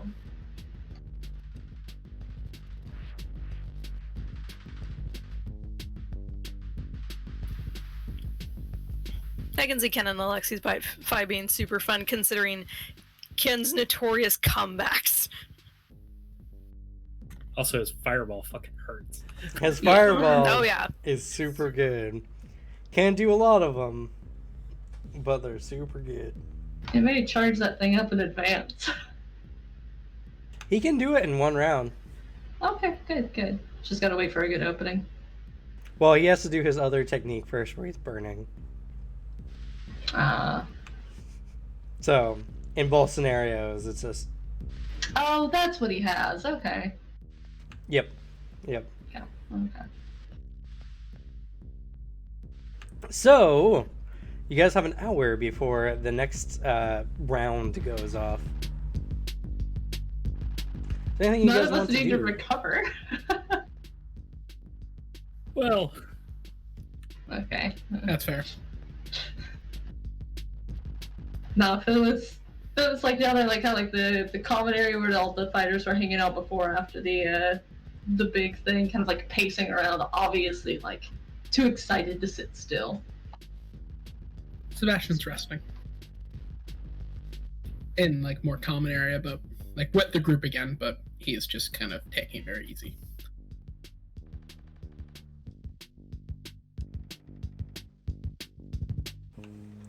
So, as you are walking around the lower half there, Finwith, you see you've seen the various medics of the tournament up until this point. They've been tending to the wounds of everyone, but there's one in particular who has the same kind of medic garb, only it's black rather than white, tending to Ken's wounds. But they seem to be doing something more supernatural. Kind of pauses mid-step to watch, just curious. As you're not close enough to tell, but some kind of energy leeches off of them and feeds into Ken, and his wounds begin to rapidly heal. And he looks better and better by the moment. Tell Alexi, but I want it to be a surprise. This is gonna be good. Makes sense that they have shamans, though. Stands still for too long and just kind of hops back into his pacing. But beyond that, you just find the many eager competitors ready to move on to their first round, as the Phase 2 fighters are also down here. Bothers Sebastian's rest. You know, and, like, as he gets close enough in his like pacing like route, just starts talking to Sebastian. You know, none of them really seem like they want to talk, but like, you know, I really want to ask questions. Do you think everybody would like go drinking afterwards? How these people are like really super fucking cool. I would ask them. I bet they've all got a lot of it. That's a good. Fucking, I wouldn't have to guess if I asked. Also, no. Shh. Keeps walking. He's kind of like lightly shakes his head and just keeps going back to relaxing. I think Anastasia would check on his prior opponent just to make sure he's okay. He did take quite a blow to the head. Anastasia, where are you going? oh god, is Sebastian's opponent alive? Sebastian's not gonna check. He doesn't care. Shh, they have a supernatural healer, baby. He's fine. They just have to get him off the field and patched him up, unless they don't, you know, use their Xeon on people who are too weak. I am very curious to know if he survived, though Sebastian does not view him as worthwhile the effort to go see if he's okay. Is it even sentient? Sebastian. Tisk.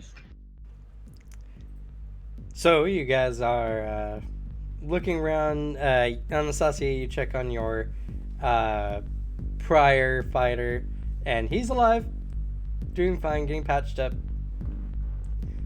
Half of the fighters now from Phase 1. are getting, picked up, bandaged up, and sent on their way, or sent up into the crowds. One of the few benefits of the losers bracket, or the losers, is they get to watch the tournament for free without paying the entry fee. So I should see if Dave's gonna stick around. I want Dave to stick around. I want him to see like my fight with Kitwana, just so he understands like that he should not feel bad. You just find him in an operation where they're taking the arm. Oh, no. The blood vessels got twisted. I'm sorry. We have to cut it.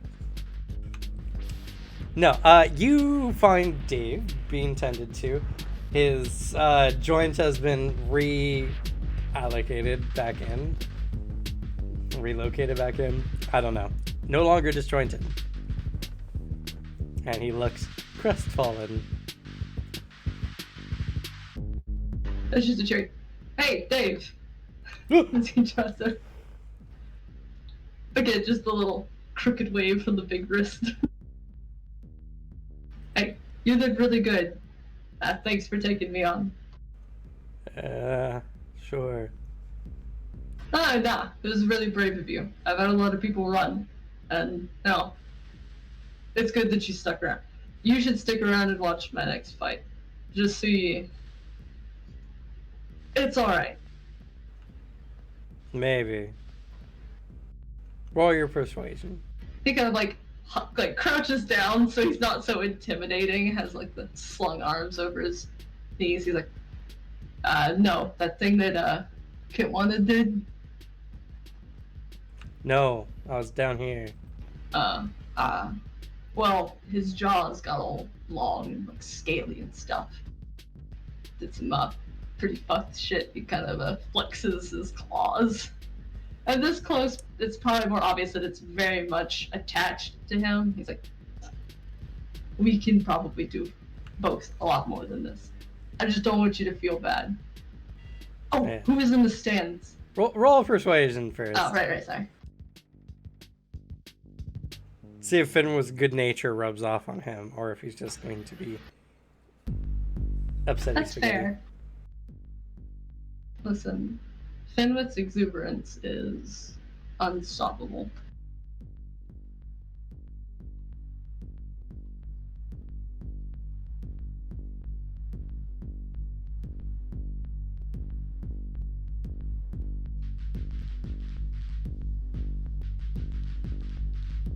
It's a good roll. It's a shame. I should probably train that some. You probably should, yeah. Listen, he's just got a really rough manner, and sometimes you just hope the words and sincerity of your character speak across the void, but also he is a giant bear man, to be fair. So 60. Yeah,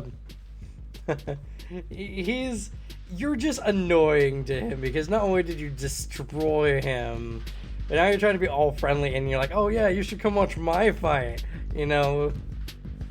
so you don't feel as bad for being such a loser. I mean, that's not what you're saying, but it's definitely how it feels. Yeah. He kind of barrels into it before he kind of realizes. He's like, and who is in the stands? Sorry, what? Who is in the stands? Oh. Yeah, that's my mate. He dared me to do this tournament. Next year, you should make him do it. Yeah. Fair play. Fair. Probably. Hey, well, I'm probably gonna try and harass some of the other fighters into maybe drinks after the tournament's done. Some of them probably got some cool stories. If you want, you can go. I'll think about it, sure. Kind of tilts head. Realizes kind of the dissonance and just kind of wilts. Also, there's something to remember. Unless you had 1,000 gold crown, you offered your services to the city for a year. Shh, Benwood doesn't remember that. Fair. I remember, Benwood doesn't. He just kind of... Poor Dave. Alright, oh. Feel better? Yeah. Picks up the wave and trots off at a much slower speed. Comes back with like sunken posture, just floats down next to Sebastian. You really need to train your persuasion. Now, to be fair, it's got a lot going on. I mean, that's fair, but still. Yeah. I So want there's more reason to characters do to it. like him. I really do. And normally they would, but he was kind of predisposed to be like me. Oh yeah, no, he has absolutely every reason to be like, Could always take the charmer advantage. That's also another route to go. People just but like, no, he just kind of slumps down next to Sebastian with enough room, but like, I take it didn't go well.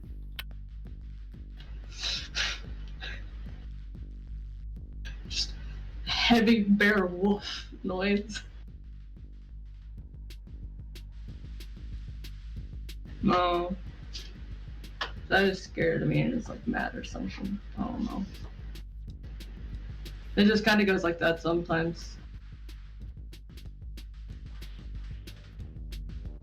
Doesn't even know I'm scolding or anything. That's normally what just sinks even further down the wall. I hope you understand that I am not going to give you words of comfort. Oh no. Can I interest you in a sarcastic comment? I deal only in truths. He Truths spends and the rest of the hour observations. sulking in overdramatic Finn with passion. Sebastian spends the rest of the hour not indulging him. Yeah. He's just sitting there like, He's just like, just the loudest fucking sighs next to Sebastian every couple minutes. My patience is as high as my composure.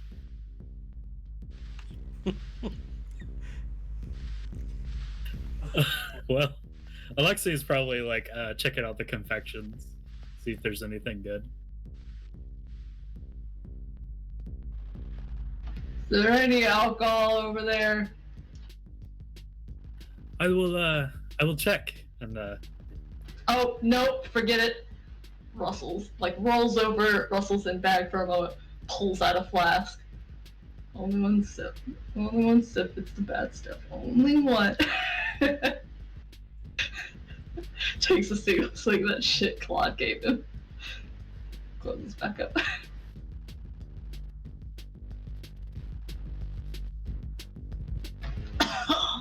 Oh.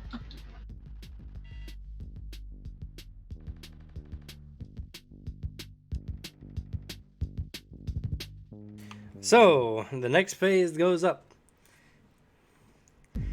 As you guys are watching, I'm definitely not going to go through the same extent as phase 1. Though, I do gotta ask. The two people. I need to know how they place. Which two people? the two Nicks. No, I need to know, shit, where's their names? Nick and Phil. I need to know what Cage and Phil are doing. I need to know how they do. Oh, they do? Okay. For my own personal curiosity. Alright. You don't need to play through the whole fight. I'm just very curious if Phil has anything cool, and if Cage Nicholson is just Nick Cage. So, it's just Nick Cage. What do you hear? Why are you partaking in the tournament? It's part of my grand plan to get closer to the Lords of Deimos so I can steal the Declaration of Independence. That they're currently crafting to hand to the Empire. Well, it's got a location to a secret treasure somewhere. That literally could be a thing. Oh no. See, that's what I'm curious about. Is this just Nick Cage? And if it is, which Nick Cage? Like, which role is it? Is it like face-off Nick Cage?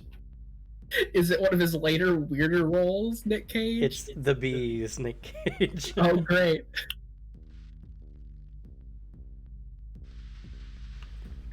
Is Nick Rage the ghost? Rider version. So, first round, Tarble Cold Cut versus Asakara. You guys notice that Asakara is the dark spy ninja looking individual from the group fight that you guys didn't really see much of. I don't, because I'm busy pouting unless somebody says something cool is going on. Well, he dashes in on poor Tarble, and before anyone knows it, Tarble's on the ground, just out. That was quick. No one could even tell what he did to them. There's a mystery fighter in the lot.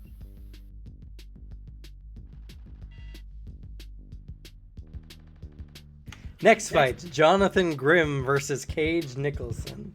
Here we go. Now, mind you, I was just making up fucking names. But since there's an interest garnered, I might as fucking well. Jonathan Grimm is just a tall guy wearing like a duster, dark duster, wields like a halberd-like weapon.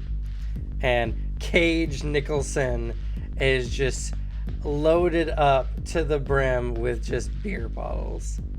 Nothing but beer bottles. And the fight starts off. Jonathan Grimm looks like he's going to be the victor, especially because Cage Nicholson just starts chucking beer bottle after beer bottle after beer bottle, striking him, doing small amounts of damage, but just causing it to shatter everywhere. There's some close calls, and Cage Nicholson takes some damage, but then the whole field is just full of shattered glass, and he reveals his true nature, as his whole fighting style is dedicated to just grinding people into the ground that's covered in glass. As takedown after takedown, he eventually causes his opponent to submit by blood loss. Ooh.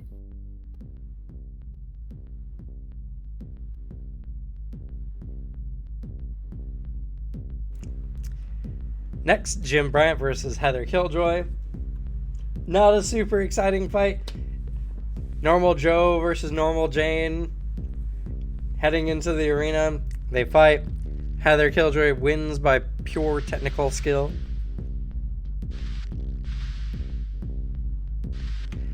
Phil versus Boutwani Closeheart. Phil.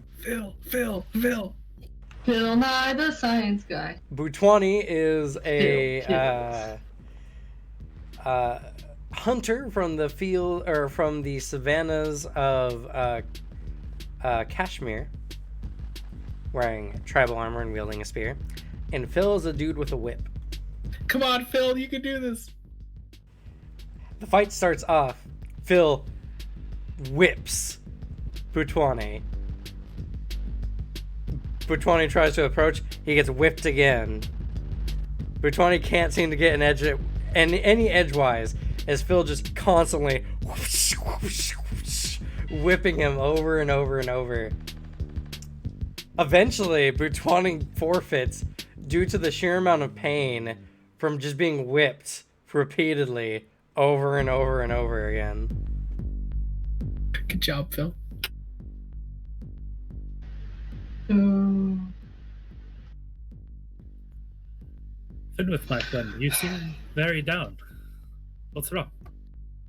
It's okay. It happens a lot. He just doesn't explain. I don't understand. I've only met you yesterday. It's fine. Let me demo my friend. Oh, somebody didn't want to be your friend? But you're so nice and strong. Yeah, that's the problem.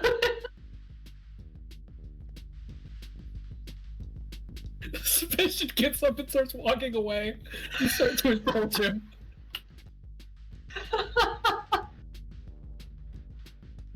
Next fight is Raja Lokesh versus Laurentiis Golden. It is a pretty standard phase one fight that you guys are noticing, or round one fight, Raja seems just way more adept than his opponent, and after a show of masterful skill, he disarms his opponent and leaves him with only a few scrapes and bruises, but makes him submit. Apparently, Raja Lokesh is a warrior prince of Thiryu from Baho. Son of the chief of the Thiryu.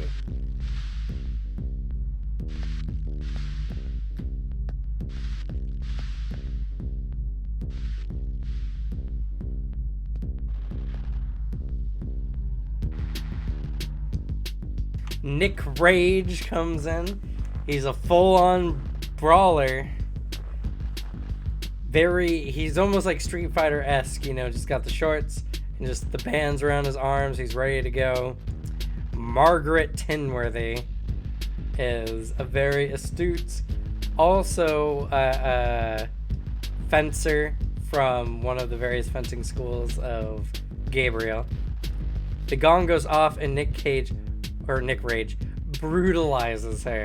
She's all set, ready to go, and it's just uncouth brawling as apparently brute force beats, you know, technique and flourish in a very unceremonious way. He just like takes her to the ground and just ground pounds her until she submits.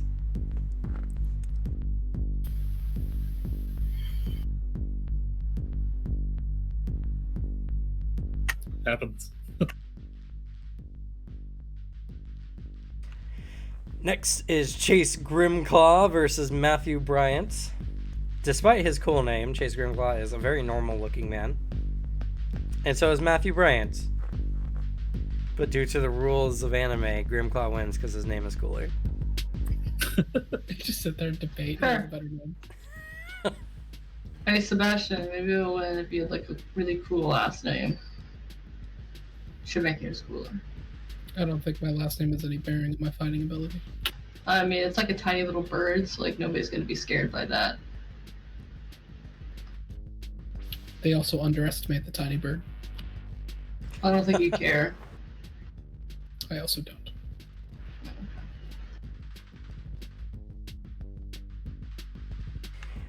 Last is Talon Himikawa versus Fortune Devern. Talon Himikawa seems to be a proficient thug from the Asakura, slightly different group, from Shivit. Uses a Tonto and what appears to be like some form of brass knuckles in a bladed dual brawling style. And Fortune de Verne is one of the highest ordered knights of the Order of Justine. And as he comes out, he was seeded into the tournament at this point, and he turns to the crowd and he just eggs them on. He takes a rose, kisses it, and throws it to a lady in the stands. Hey, Femwith, we got a flashy guy here throwing flowers into the crowd. He just slides his head up and where it is, pops chin on something. Cool, I guess. Glad he's having fun. He seems like a complete blowhard. Talon gets ready. Fortune gets ready. The gong goes off. Talon comes in and Fortune just looks at ease. And as Talon makes his way, comes in and strikes, Fortune easily and deftly dodges every blow and strikes him in turn. Steps to the side strike, steps to the side strike. It looks like he's predicting every move. And before you know it, Talon is horribly cut up as Fortune is completely spotless. Hasn't even taken a hit or a close call. Did it say he was the fan favorite to win? But Sebastian likes this guy. No. We don't. He's all efficient. Didn't get hit once. Got the crowd on his side. Taking too much effort to get the crowd on his side. Yeah, this is also like a popularity thing. What with the. Oh no! Now I feel bad. Fuck! I forgot. They seem to exchange words that's hard to hear from up in the arena. Fortune seems to get a very heinous frown upon his face. Talon goes in to go again. He's a thug. He's not going to go down without a fight. And Fortune does not seem to take it easy on him anymore. As a few slashes and Talon goes down. And just as he's going off, it looks like he's wiping the blood from his blade, but you can see him as he nicks just the back of the heel of his downed foe before wiping the blade off and sheathing it.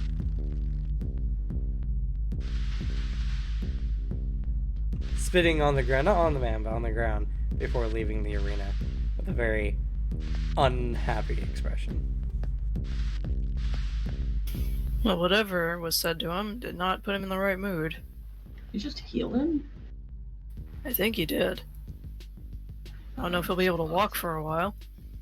I'm not sure. I didn't see. As he's like squinting at the battle down below.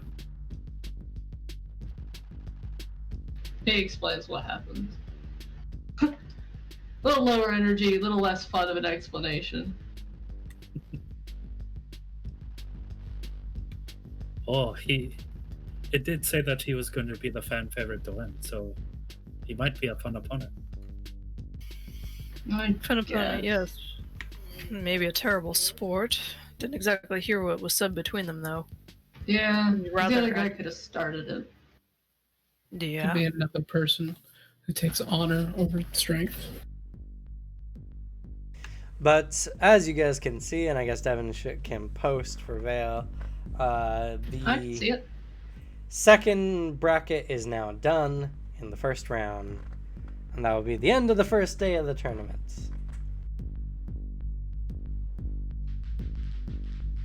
It's been a long day, about 4 hours. You guys have had a couple combats, none particularly close, but the real fun starts tomorrow.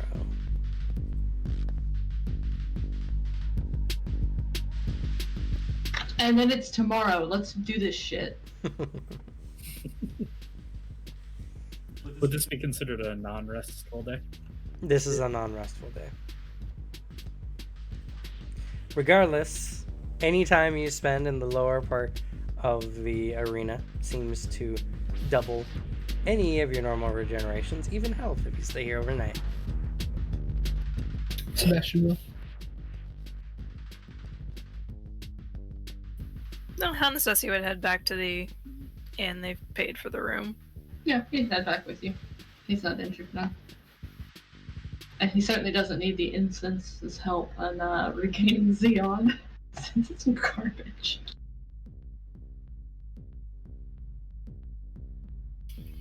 Plus, a nice bath would be nice. Wash off the grime from the arena.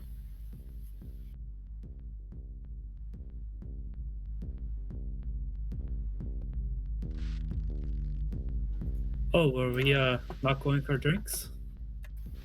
No, I meant like after the tournament was over. Oh, okay. So with that, you guys rest. If there's anything you guys want to do with the remainder of that day.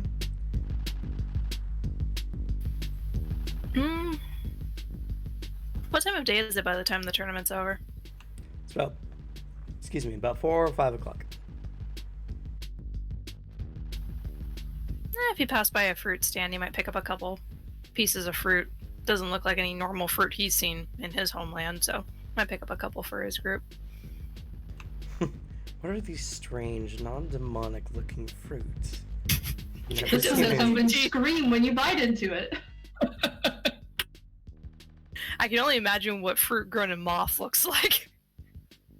There's It's no. like all those well, mutated weird ones where it does grow. Well, Yeah, there's probably. probably like cherries or something. I don't know what grows in very dark. I mean, climates. like maybe some tubers, like potatoes and stuff. Oh like yeah, that. I'm talking about Oh, yeah. fruit. Like tubers could make it. Some like berry bushes are pretty low light. Like you could probably have blackberries. They're pretty fucking Huckleberries are also tough. pretty huckleberries are pretty resilient too. There's like an entire forest of blackberries somewhere. Because those things are. If you ever really want to piss off a neighbor, either put kudzu, blackberries, or mint in their yard, and it will take over that. I just looked up like types of like plants and crops that can grow lower light, and rhubarb is one of them. Oh yes. I can see The that. many- Yeah, that would fit because Yeah. doesn't it make a fucking horrible sound when like they have like a way to grow it really quick in dark light? Like there's like Yeah, I think almost that's. like I and you think can that's rhubarb, hear yeah. it growing. And Horrible. if you do it wrong, it just fucking poisons you. Like if you just prepare it wrong. So it's very moth. Okay. Well, without anything particular, are you looking particularly injured, Sebastian? He is like a little injured from the battle royale, but he's resting at the arena to get any edge he can. Okay. As you're resting at the arena, you're approached by a man. He was a very tall, dark man, wearing dark healer's clothing. Very short cut, prim, black hair.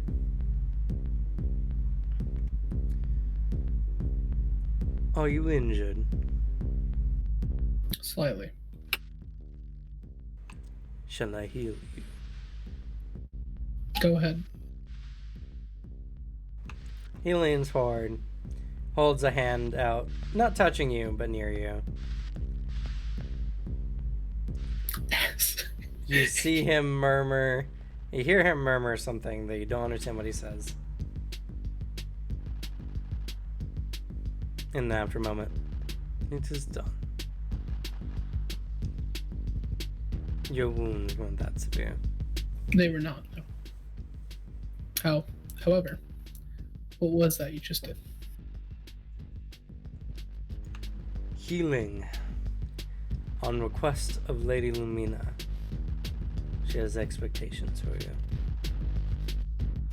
you. It was not my intention to gain favor. Have I done anything noteworthy in this tournament? She would believe so. Interesting. I am only the arena Kyurgeon. I don't watch the fights. Makes sense. You wouldn't have a reason to.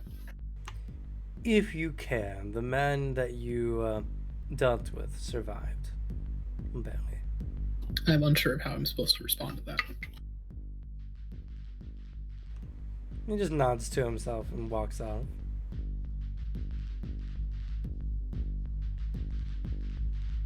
Sebastian has a fan? What?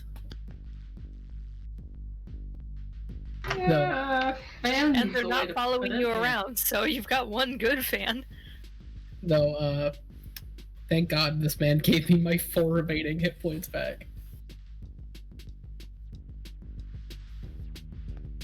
You never know. You could be Kin down on 1 HP. That's what he was, that's why he did this. Every little edge counts. I mean, Alexi stayed at the arena as well. Oh, was He was Alexi actually- injured at all? He was, but it's gonna be taken care of by the morning.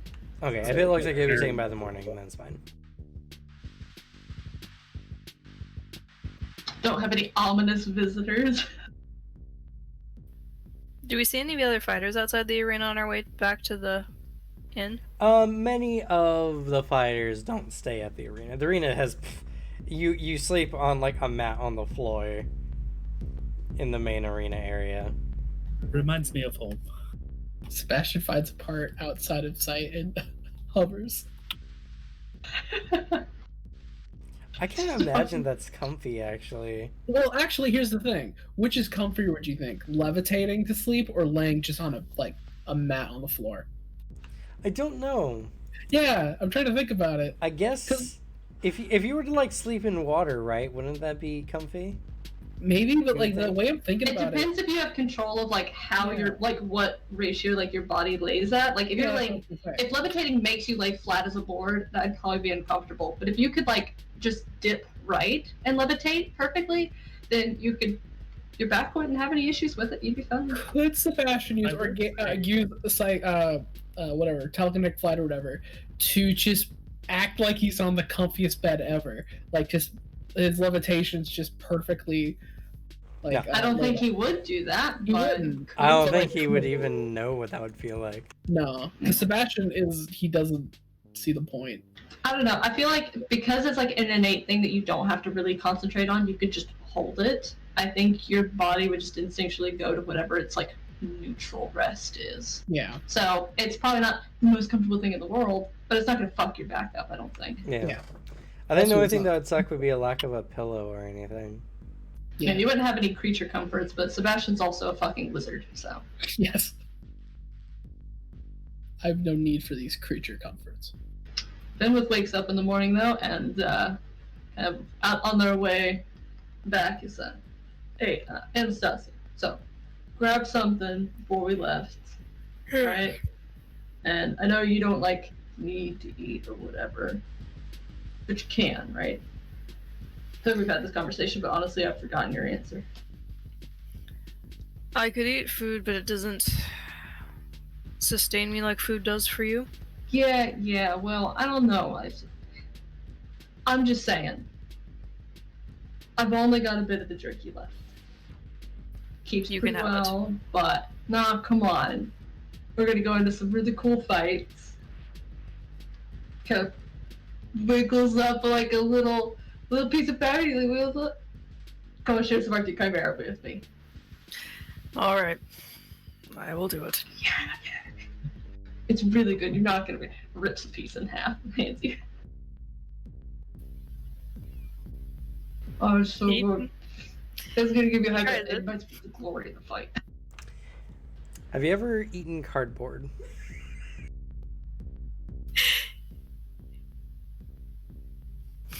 Cardboard is a very bizarre thing to actually ingest. It is very stiff, abnormally so, but once you eat it enough, it mushes up. It tastes, well, like paper and cardboard paper, which is worse, really. And that's what it's like eating anything for Anastasia, really.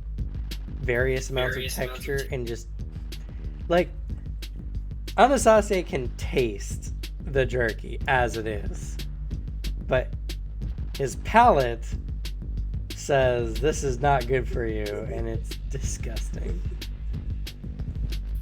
Finland, however, looks like he's having like a religious experience.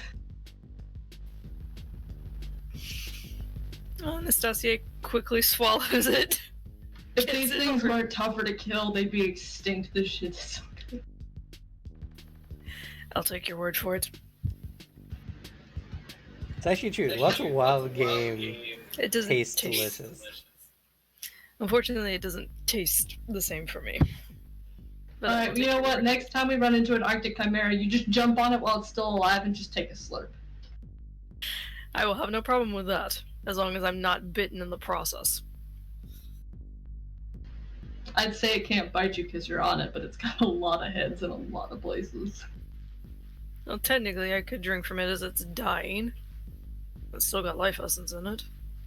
Well, just make sure Sebastian's not anywhere near it. Maybe you'll get it. Maybe I'll finally get a kill.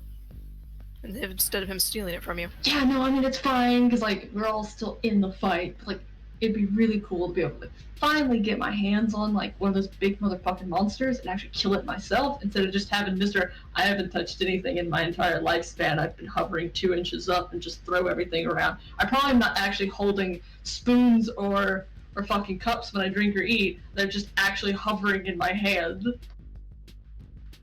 Killing everything instead. Oh yeah, I picked this up at the market.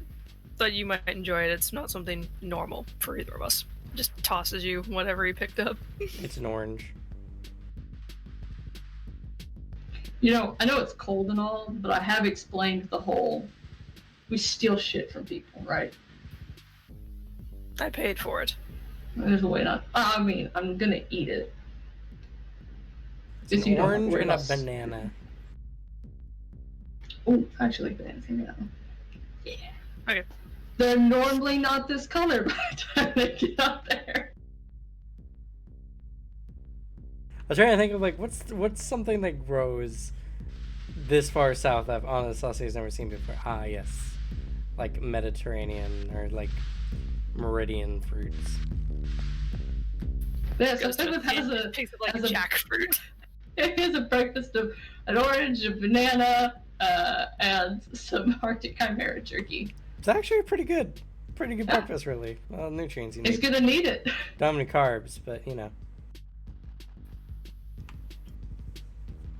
That's fine. He can grab Just like Sebastian just eat a bunch of some spaghetti. of the bread like at the hotel before. I was about to say, Carbo load up. just for the joke, Sebastian does eat spaghetti. It's fine. See, when I shift, I'm not using carbs. I'm using Xeon instead. Otherwise, Fitness would be this big around. But yeah, so by the time they get back up, Finwith is in better spirits. It's okay. I have an opposing conversation to have with Sebastian. As Alexei runs up to him, since they're already there, he's just like, Sebastian, my friend, you're able to lift up your spoon and cup without holding it. Yes. I finally understand what you meant. I didn't know before. Took you that long? Yes. But I did see how you threw both those men without even touching them. It was very impressive. Thank you.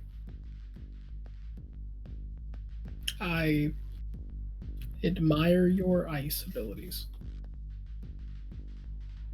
Oh, you saw them, did you? I was watching. There's a possibility I may have to fight you. Yeah. I'm sure you'll make it very far. he's about to like pat you on the shoulder, and then he stops for a second, You need to move back. and then he's like, right, Finwith say you don't like people touching you. No. I will respect your boundaries. But if we end up fighting each other, Sword will be touching you. I am aware. See, Eye contact with you. you were so mean to Finwith yesterday, and he saved you. He was considerate. You're a jerk. Ripley, piss in his shoes. She went up to the window. So, you guys arrive, and the tournament's just starting to get underway. Everyone's getting really hyped. There's a lot of fights. Everyone's talking about, like, oh, yeah, who are you voting for? If you guys take any note or pay any attention, all your names eventually come up in conversation. Everyone's just like, I can't wait for the beasts of the arena to fight each other. Definitely gonna be a very hyped fight. Aside from just, it's my character and all, I am really curious what they're saying about Sebastian because, like, no one really knew what he did. He kind of just stood there. A lot of the people are making up all kinds of fan theories. Like, does he use wires? Does he have some kind of cool abilities? Is he some kind of psychokinetic who can hit people with his weapon? And then you guys are just like, okay, I get a little maybe. crazy. Settle down there, bud. Did you hear that? Somebody fucking bet money on me winning? That's wild. It's a safe bet. Wait, wouldn't I get I'm the one fighting. Shouldn't I get the money? No, the money's for the people watching. But they're just sitting there. They're willing to offer money to prove a point that their preferred person will win the fight. Explain the concept of a betting pool to me. It continues on. Anyway, so gotta warm the voice up again and drink some water. 1 second. Welcome back to Target. Are any of you nervous for your fights? No. What do you mean? I'm hyped. Gotta see how the classic fire and ice stereotype goes. All of you have seen what these folks can do, but let's see what happens when we put the Titans against each other. In the first round, a fated fight. Fire and ice. Brawn versus willpower and scrap. Ken Kaneda with the hands kissed by the god of fire. And Alexi from the Froscolier in the first round. And it seems that Ken Kaneda has made a miraculous recovery. He looks like nothing has happened at all. Man, those medics downstairs are doing their job for sure. He looks primed and ready to go. Ken coming up, like, you know, punching his fist into his palm and getting ready. Fuck Alexi! Alexi is like really excited for his fight. He's already accumulating as he is sitting there with the sword, kind of bouncing a bit. Alright, fighters. Same rules as before. Do not maliciously attack a downed foe or make killing blows. We want everyone to walk out of this in one piece the best we can. On the gong. Get ready. Get set. 5, 4, 3, 2, 1. Gong. And they're off.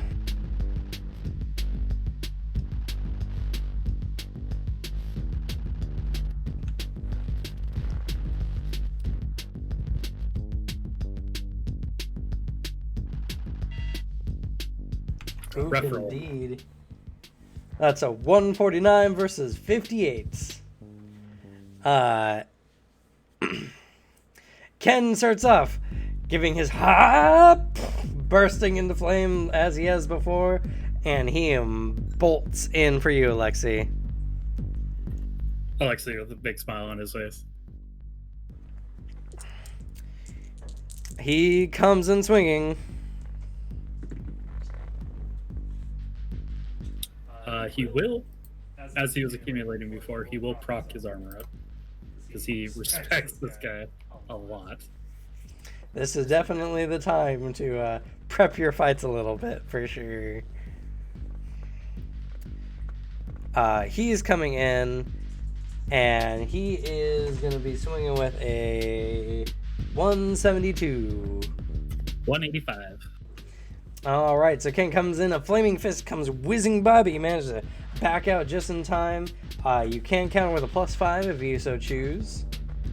He'll do so.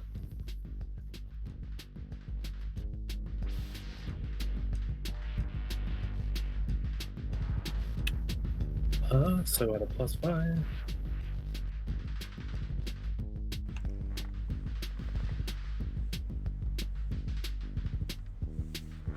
That's going to be a 208 from Ken Kaneda. Kunikita. 196 for the attack. So how do you attack? Oh, as he's coming in with his fist, he brings up his sword and kind of chips it off and then goes in for a sweeping swing. Just barely missing him. As you do so, he swings around himself, moving about. He definitely seems to have some kind of form. He comes this time with a flaming knee to your chest. He's going to burn some stamina on this one. Lexi will burn some too. We'll say 2.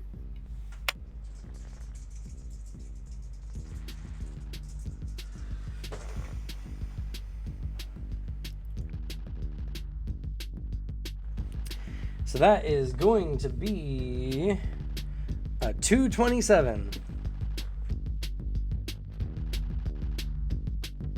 That's going to be a 219. He comes in with a flaming kick. Just enough, you put up your guard and you deflect it off, but not enough for damage.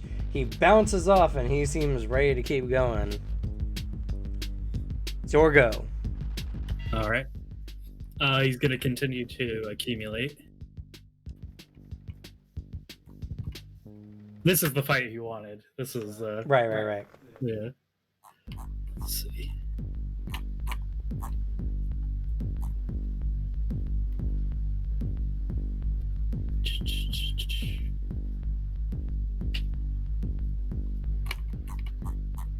Let's see. Does he have enough for that?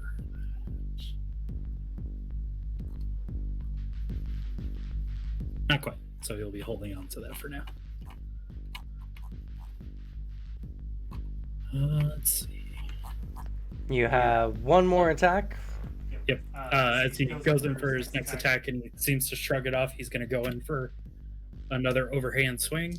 Okay, minus 25. Oof.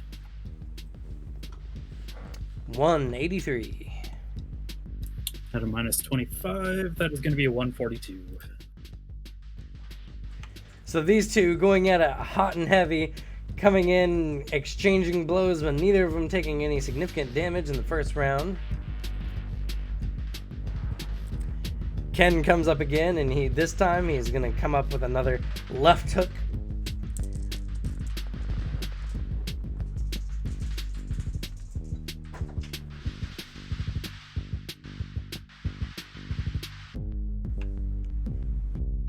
That's going to be a 196. Oh, sorry, 206. That is going to be a 165 block. All right, so that's going to be a difference of just over 40 points. What's your heat armor? That'd be 6. Okay, so comes in, strikes you, but the iciness of your nature and your armor seems to dull it to the point where it's just this raw fist on your body. Just the collision lets off a it's like steam begins to appear in the arena. Did he have ice on him? I don't remember him having ice on him. Oh, yeah. There's ice everywhere. Doesn't look like he would have ice on him. Ken bounces off, and he's just like, I mean, seems you like put I ice on need the to bring a sword. little bit more heat.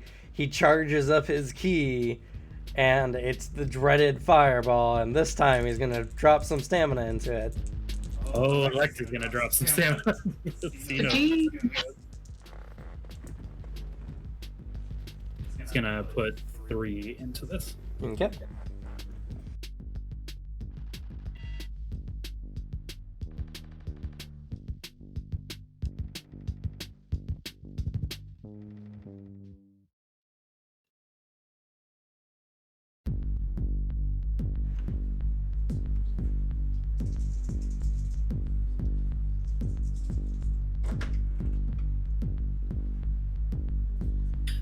Better. That's going to be a 320 from Ken Kanikita.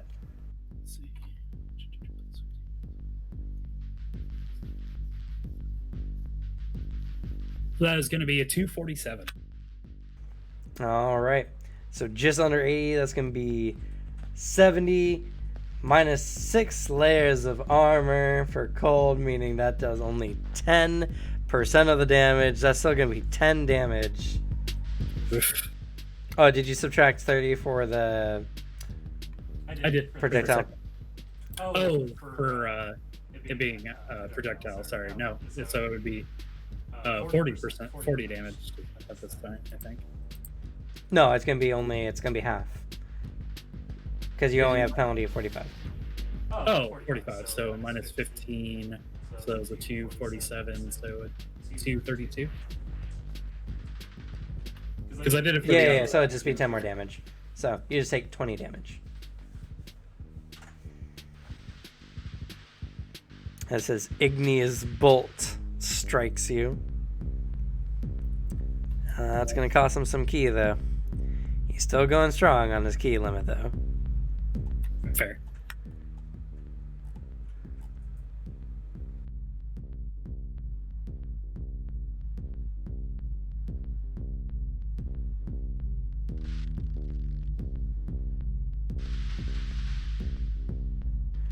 One second.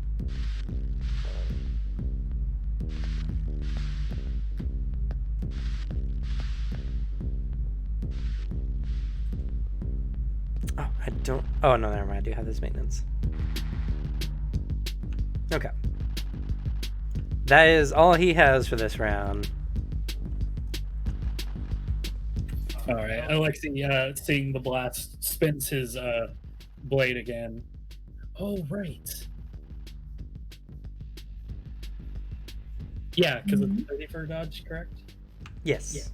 Yeah, okay. And I have the ability to make my weapon into a shield, so yeah, that's fine. Let's see. Yeah, spinning his blade and trying to stop the fireball as best as he can. It still hits him, and it thankfully doesn't hit him as hard as the day before, but he kind of like shrugs and he lets out a laugh as he goes flying in for his swing. Alrighty. Oh, and he accumulates as well. All right. Ooh. That's going to be a 216 on Ken Kunikita's turn, or defense. That is going to be a 320. Ooh. So it's going to be just over 100. And that's going to be cut damage. Cold. Cold damage. Cat banning hours, here we go. Does it penetrate at all? Nope, he doesn't have a penetrating weapon. So it's going to be minus 1 point of armor because he's only wearing leathers. So that's going to be 90% of your damage.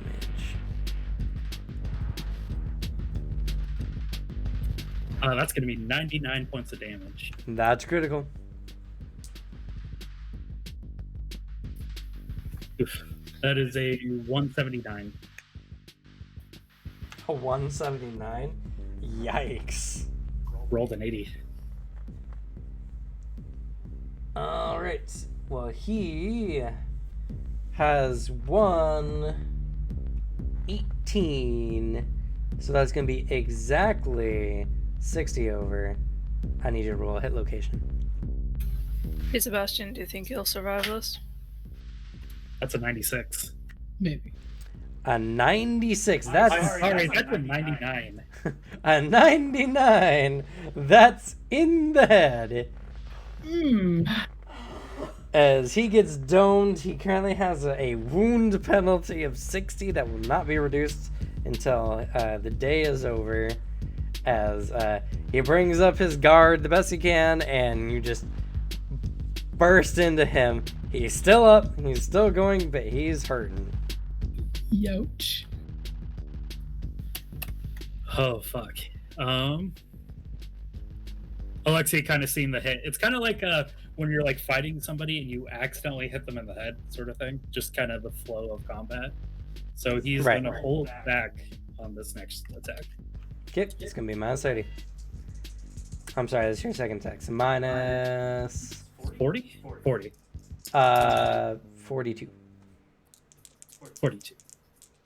Oh, yeah, because it's 30, so 30 would take 30 and then half of 25. Ken's gonna dodge. Ooh, he is reeling from that blow. Ooh, Ken. That's going to be minus 75. That's going to be a 200 on the dot.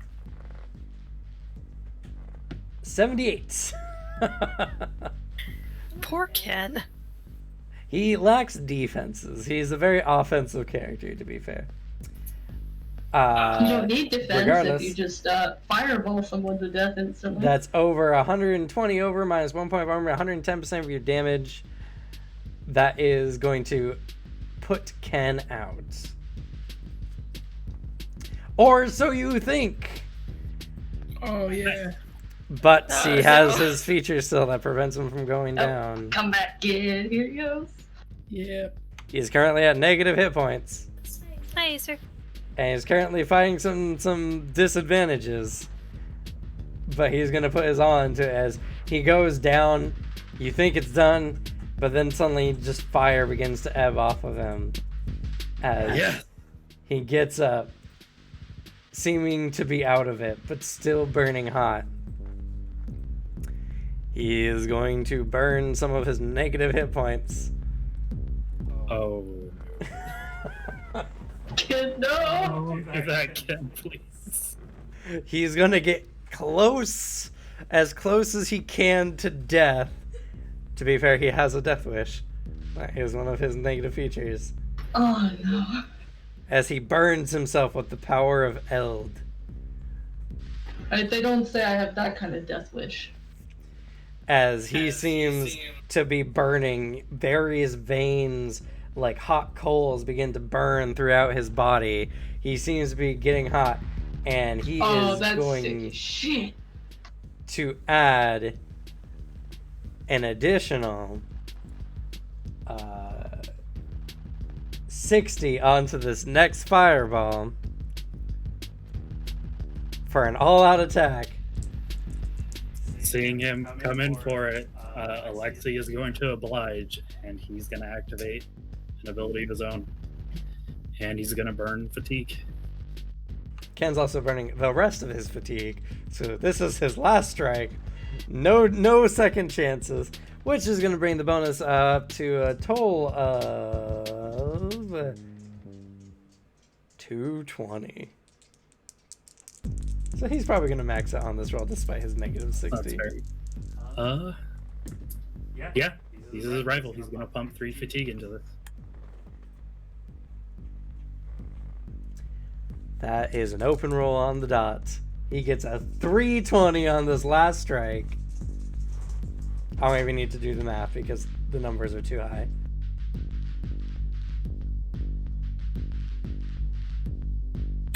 That's a 320 as well. Ken's burning, big ass fireball forming. What's As Alexi brings down his sword, he takes on a more defensive stance, and all of a sudden, a version of him. Well, actually, this will occur when Ken attacks. Well, Ken comes in, throws a fireball, and technically you, it's a projectile, so Fair. So 290. 290. Yeah. But your armor is more than enough for this. Poor Ken. But giant ass fireball coming Alexi's way. The heat is literally starting to melt off your resistance. As the fireball comes, all of a sudden an ice version of Alexi appears into the thing, taking most of the brunt of the blow as he smashes through and he makes an attack. Immediately, like, Finn with his just cheering. Well, Granted, it's not a counter because you didn't get above him. I do get an additional attack though, with this ability. Unless it states that it's a counter attack or it's a passive action. Let me double check for you. Is it from the See, I told you Dominus you could book? do more ice. It is a counter I wasn't attack. doubting, so I was just unsure technically as no. to having ice on his armor. Because there was a lot of steam coming off of him. The type is a counter attack, to be fair. Well, yeah, if the fire guy's covered in fire, of course the ice guy's gonna be covered in ice. Which Is he technique really is covered this? in fire? His hands seem to be the only this thing is on arm fire, roll. really. Except for his It goes veins up his now. goes up his arms, so. You guys were matched, like, ability for ability along your key trees, almost. Really? Well, his third one was his Eld ability. And your third one was your super defensive ability. Increase block ability by 50 points and allows him to make a counterattack using the rules for an indirect attack. The counterattack is an additional attack. It is possible to carry out the counterattack even if the character has already attacked that turn or attacks later. Yeah. So you still need to be able to counterattack in order to use it. Okay. But Plus 50 block helps. So. well, that and not only that, but it gives you an indirect attack, which I have to look up the rules for because that one's a weird one. I think it's like a penalty or something. An indirect attack even if you use all your attacks that round. More or less. Yeah. But yeah, so after this, the fire is done, you're ready to go, and Ken hits the ground. Oh, so he would stop. Is he gonna get back up again? Maybe. Hold on. In a second. It took him a little moment. We were find a whole bunch of people. He directs the medical people to come Maybe. immediately. They Maybe not come. that. Maybe not. And he Yeah. gets tended to. Ah. Still. And Alexi is declared the winner. It was a good fight. As the ice drops from him, and the rest of the sculpture that was him just falls and shatters to the ground and then dissipates. That cost me 33 key, though. It cost Ken 40 something, but he was using 2 techniques at once. You both need a nap. Ken's already getting his. It's just really close to a dirt nap. He pushed himself to the very limit. Ken is unfortunately purely attack and not defense. Arneas would like this guy. Yeah. I also have 2 fatigue left.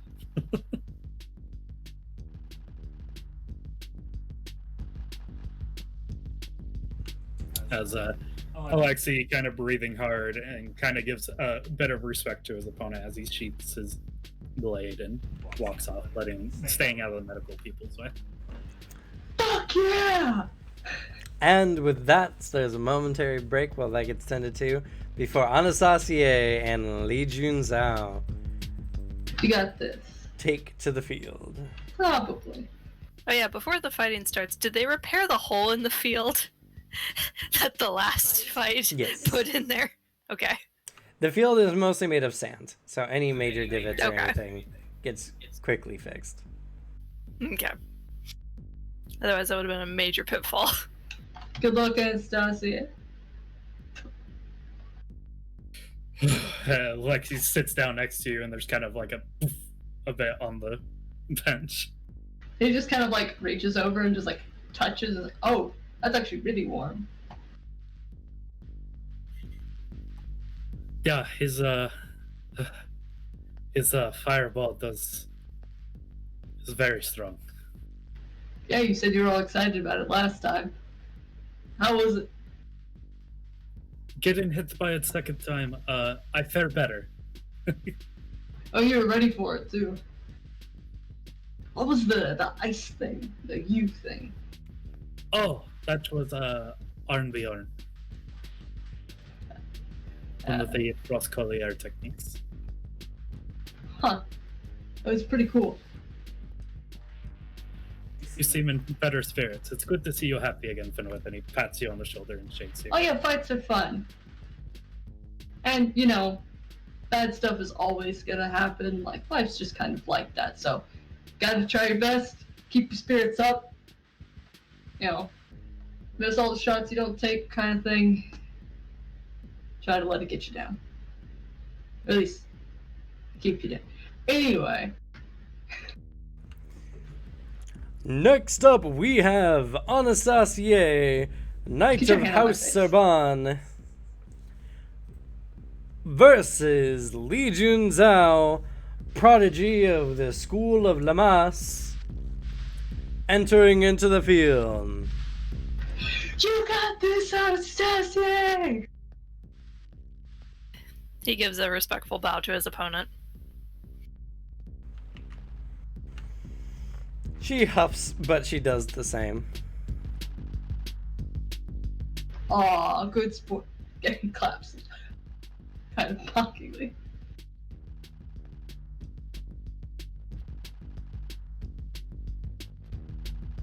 Alright, fighters, you know the drill. On the gong. 5, 4, 3, 2, 1. Gong. And they're off. Roll your initiative.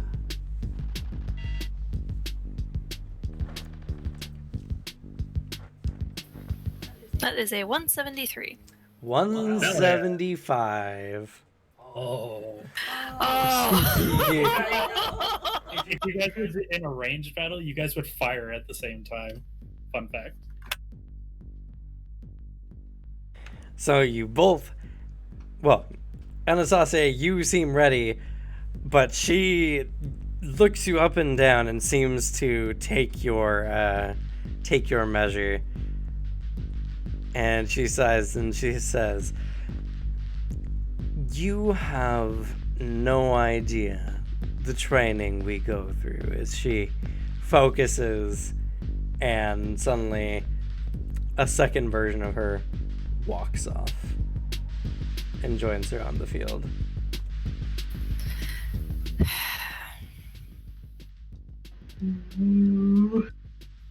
Is she shit talking him? I can't tell from this distance. Appears so. And I believe... Why is there 3 people on the field besides the referee? Oh, I think she just made another her. Not like your ice thing. Like it's just, it looks like another. Oh. He kind of like scoots up a little bit.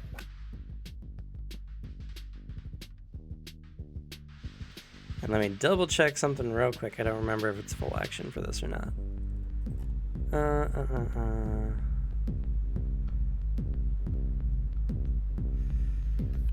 Is it the technique or the passive? It's multiplication of bodies.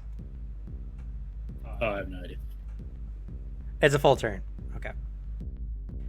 So, yes, she does so. And then moving in a zigzag pattern, she's quickly approaching you and you lose track of which is which. Anastasia, it's your turn. Fucking clean both of them! He also sizes her up. Okay. And it's going to be a search for that one. It is.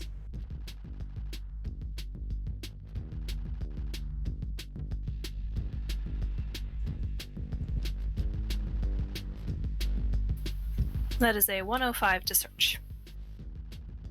Okay. Based on the techniques that she's done before in your prior fight, you know that she is a fighter above most of the ones you've seen so far. You don't know how she stacks up to you, though.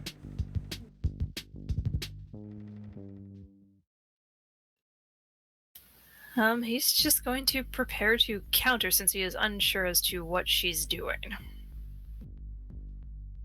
Alrighty. So the two come right in at you. One swings for your midsection.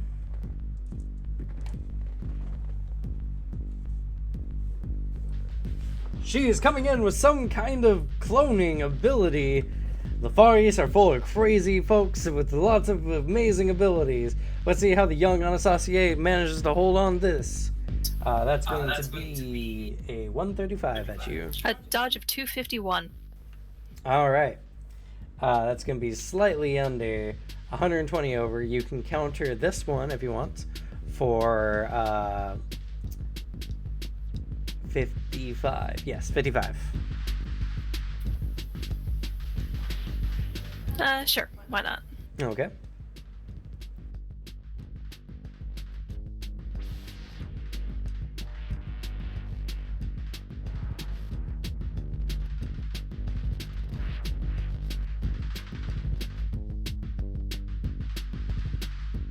Yes, so an additional 55 to your counting.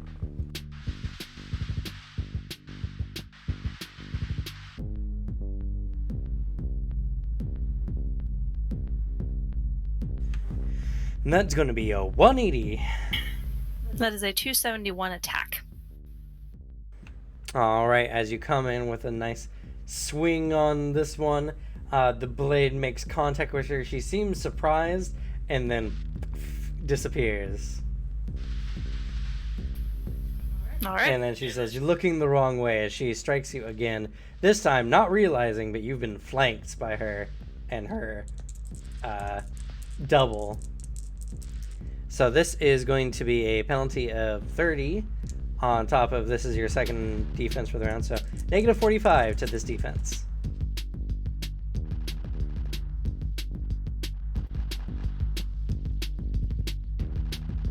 She gets a 267. That is a 146. All right. Just over 120. What is your impact armor?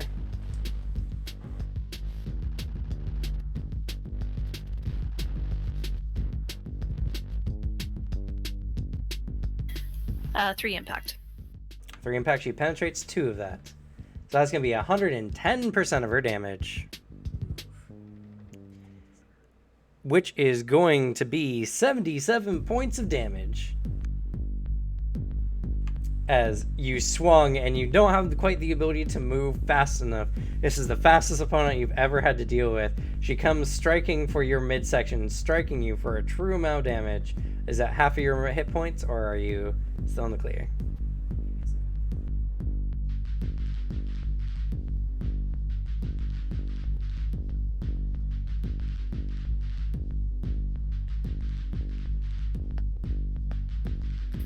How much was the damage? 77. Yes, that is over half. All right, that's going to be a critical level.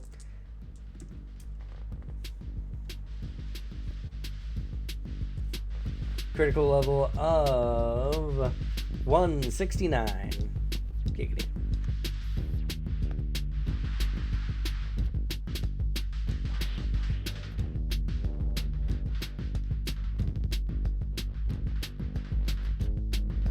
$169 total damage. That's the critical level. You gotta roll your physical resistance.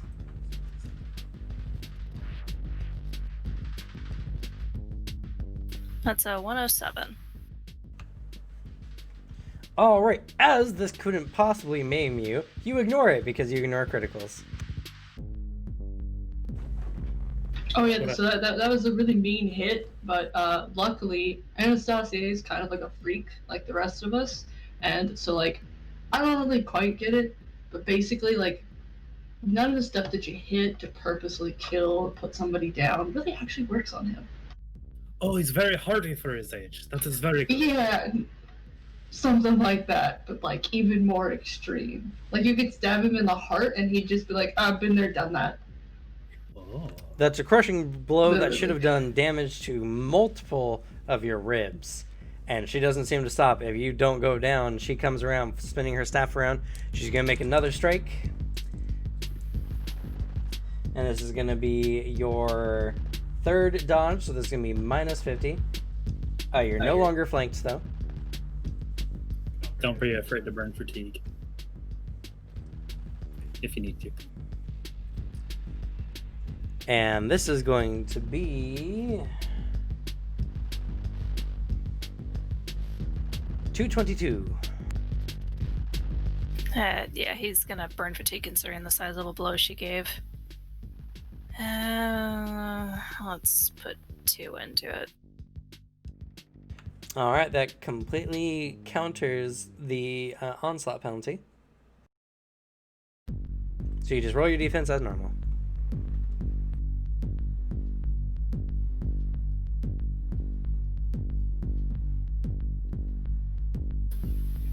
Okay, so that is a 255 dodge. 255 dodge. All right, and she got a 122. So that is going to give you slightly over 30. So that's going to be a plus 15 to a counter if you'd like to make one.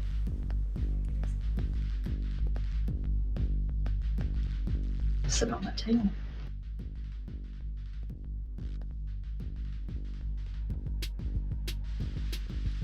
And yes to the counter, and what was it again? Sorry, I was doing math. Plus 15, so just a minus 10 on your attack.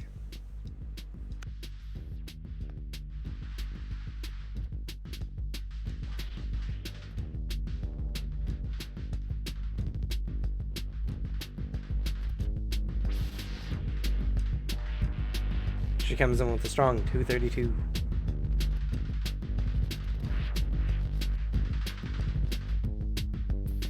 That is a 200.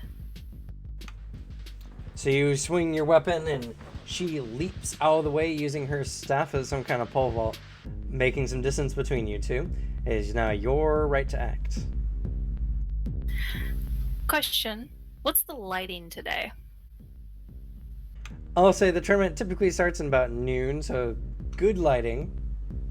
I only ask, are there shadows present? I would say enough. The sun's not beating directly down on the arena. Would there be enough light to impose a disadvantage? Yes, for your ability. Let me look at the limits real quick. Character applies a penalty of -10 to his attacks and block abilities and a -20 to his base damage. Finally gonna do some vampire shit. Yeah. Then if there's only the Besides one, whispering then centipedes. Aw, I'm not gonna do nothing creepy. Come on. I don't think the centipedes are going to respond here. You don't know what's in that sand. Do you know how fucking unpleasant it would be if you're like duking it out with somebody and suddenly a bunch of like sand fleas jumped up on and started biting, Oh, that'd be awful. itching, scratching? Ugh. There's like a super colony of ants under there. Got tunnels in the sand. Just come writhing out in a mass of millions of them. Chomp chomp. They've grown fat on the blood of so many fighters.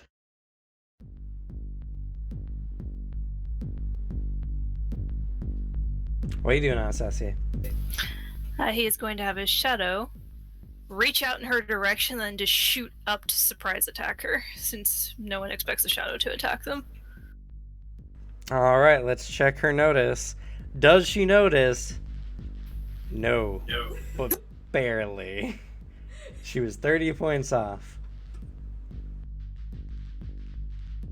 That means you surprise her. As you're standing there, suddenly, everyone can see a very faint shadow suddenly become more and more opaque, snaking out and then striking out at her out of nowhere at an insanely lightning fast speed. This fucking shadow's doing something. I Fucking lunged at it. You see that shit? I can't see it. Like it's so close. No, it's fucking right in between the blood. Like, I just... I was gonna subtract 90 from her dodge. Come on, man. How many fingers am I holding up? Oh, 3. We'll work on that. That would just be a basic attack roll for this, right? Minus the 10. Yes.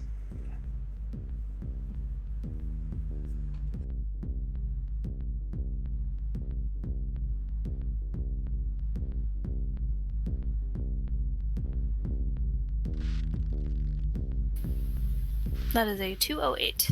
All right, versus 110. Not quite 100. That is going to be 90 over.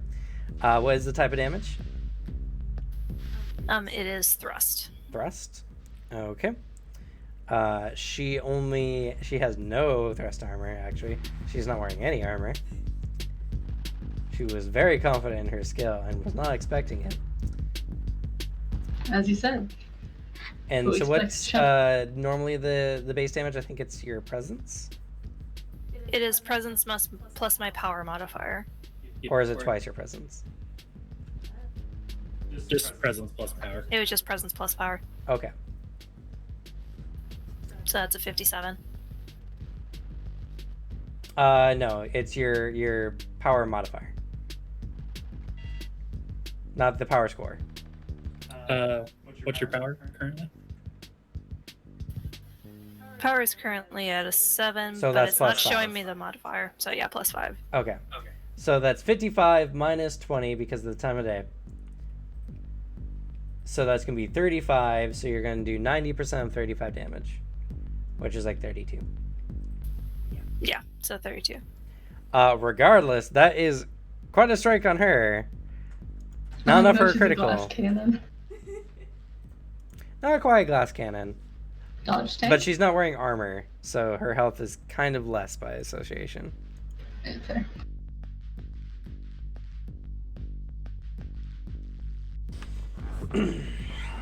She hisses and she's just like, Only cowards use tricks, especially those who use the shadows.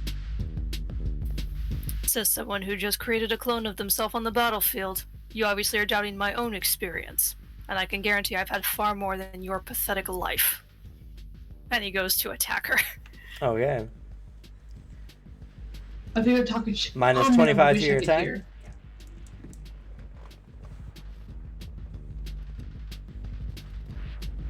$202. We need those team earring 250. things. That Just enough for definitely 10% of your damage? hypothetically exist.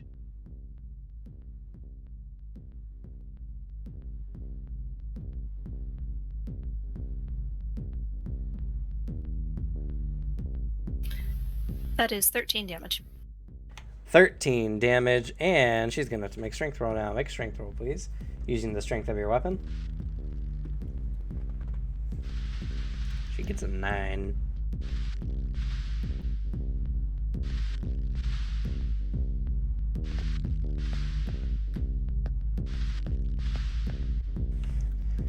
Am I seeing things?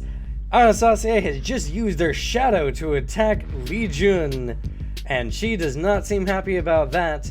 Coming in with another strike, she seems to barely make the block, but what's this? Is it Anastasia's fabled arm power going to work, sending their opponent flying? That is a 19. Knock her out of the park! You got 10 over her. She brings up her staff, you barely nick her, she takes some damage, but she goes flying into the wall, and she bounces off. She takes 10 points of damage. By the way, knockback tank is a fun type TM. And I'm going to make her roll her acrobatics to stay on her feet after that.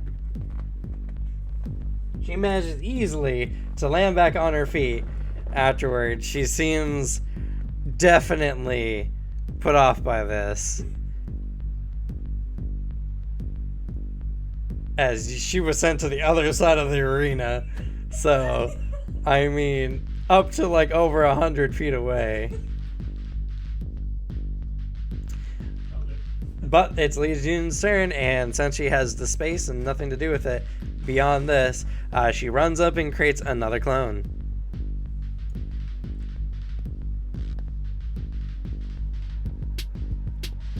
She can't get to you in this round, though.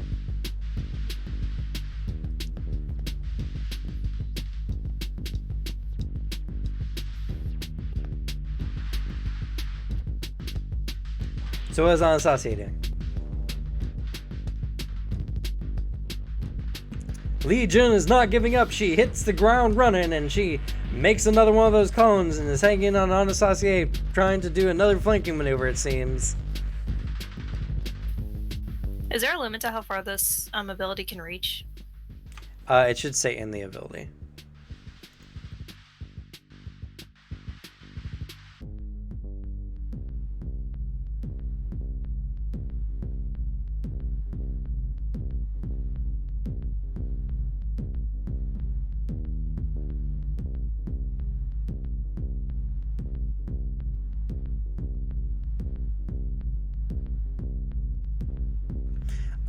Considering the fact that it doesn't actually mention that it's a ranged weapon whatsoever, it's a melee weapon.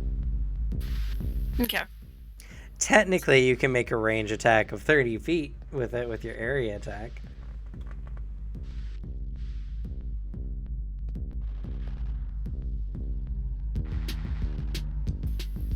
Okay. And he can only prepare to counter. He can't set up his shadow to attack someone when they get in range. I mean, it's a weapon. It doesn't act independently, so you can. Well, no, I mean, like, he's prepping for a counter attack. Wouldn't that take up pretty much prepping for it, and this would be another prep in a sense? No. It's just when she attacks, you can choose to counter with your shadow or your other weapon. Okay, then. Alright, then he just preps for her to come on in. Actually, no. He's erasing that. He does not wish to confuse the two anymore. So he is going to charge up and attack her. Alrighty.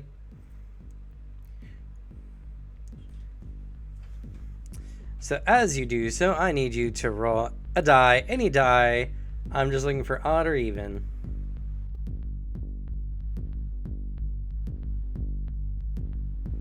Alrighty. Even.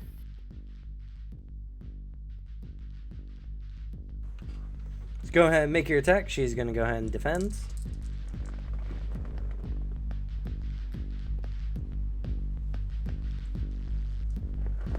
She is defending with a 238. Oh, it's a 187. All right. As you come in with your swing, she seems ready for you. She steps back just a bit and then swings the staff long. She's going to counterattack. This is going to be... she got just over 50, so plus 25 to her counterattack.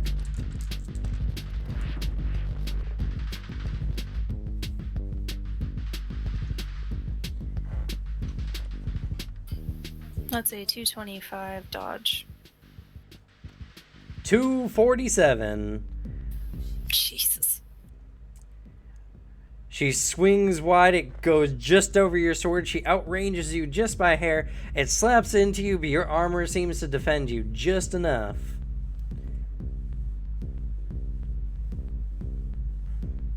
Still your action. You got one more attack if you so choose, or you can hold on to it. He has his shadow leap out at the clone. If it's close enough. You don't know which is the clone. Well, not the one he's fighting. What he assumes is the clone.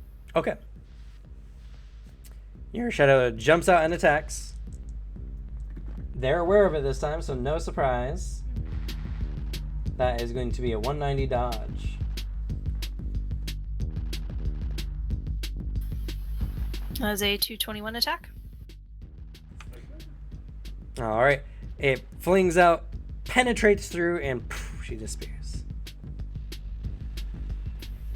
Found you. That's not going to help you, she says as she comes up. It is her turn now, and she's going to attack you twice. First attack. And this is technically the second attack against you. Since she counterattacked you before, and you have not acted again.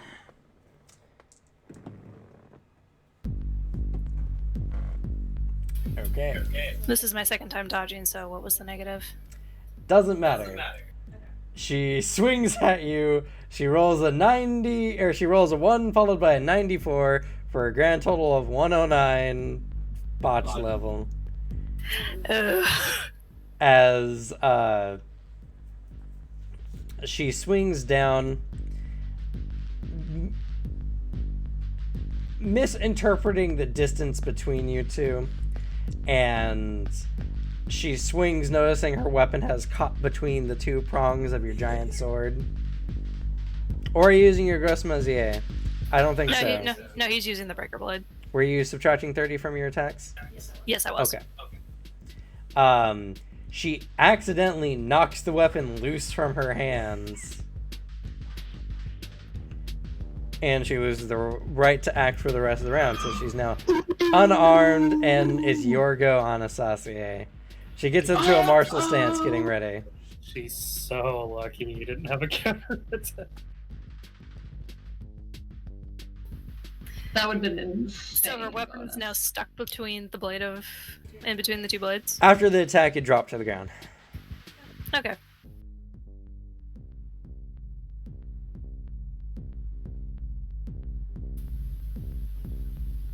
These botches, man, they always go from one side of the scale to the other. Okay, he kicks her weapon away and prepares himself to counterstrike. Okay. If she's gonna fight, he's gonna initiate. He's not gonna attack an unarmed person, but he's not gonna give her the advantage either. She is a weapon. She is. She takes the opportunity. She does a flip roll and grabs her weapon. Okay. That does count as an action for her. She's going to attack. And she open rolls.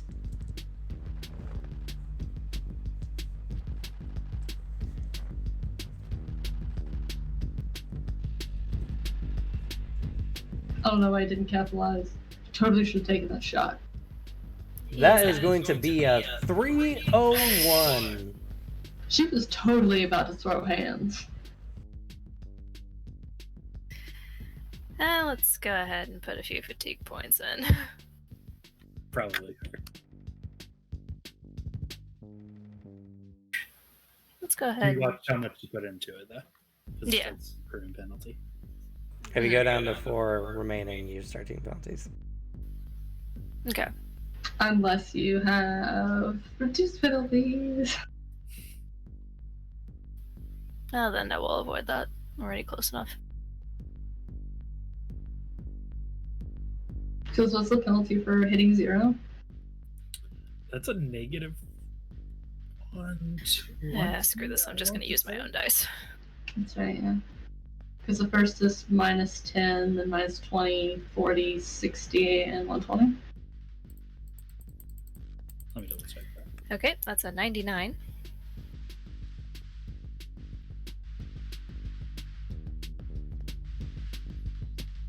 Oh, hell yeah, I guessed it. It goes 10, 20, 40, 80, 120. Nice. Also Yes. nice. 95 and higher is an open roll. So 99 plus. Open on the back. Fuck yeah.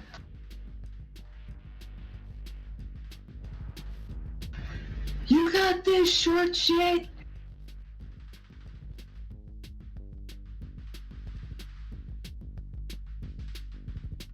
They might not have it if he keeps underestimating her.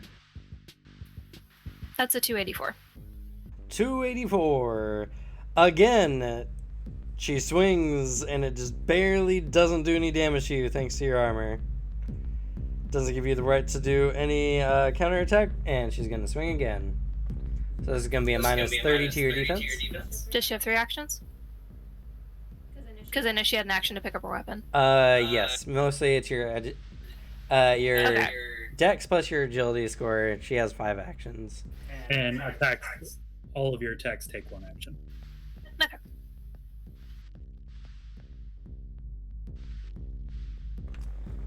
So she's coming at you this time. C minus 50. Okay. With a 181.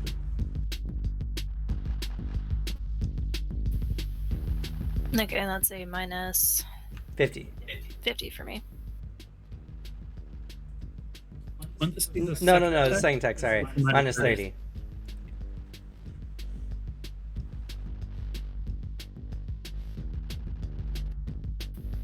That's a 216. Alright. That is going to give you a counter, a plus 10 if you so choose to take it. Sure, why not? Alright. And you haven't made an attack this round yet, so that's just plus 10.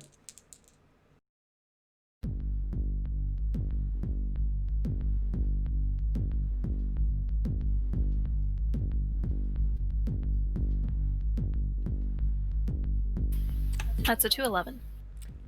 248. As you're now trading blows, she comes in, swinging at you. You take an opportunity, you swing, but she guards with her staff. She's... That's right. Well, she dodges, technically. It's her style, so... She dodges, flips out of the powerful swing of it, lands back on her feet. Anastasia, it's your action, and you have both of your attacks if you want, because it's a new round for you.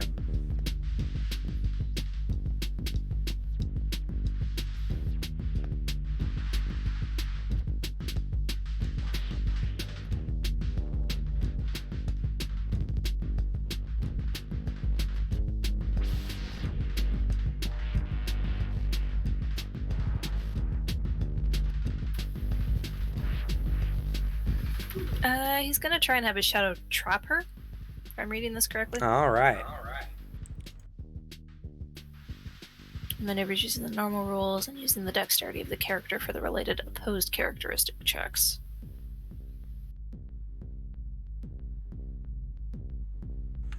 All right, so trapping maneuver, I believe, is a penalty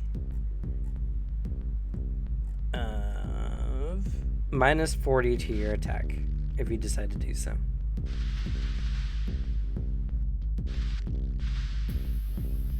Sure, why not? I'll give it a go. All right.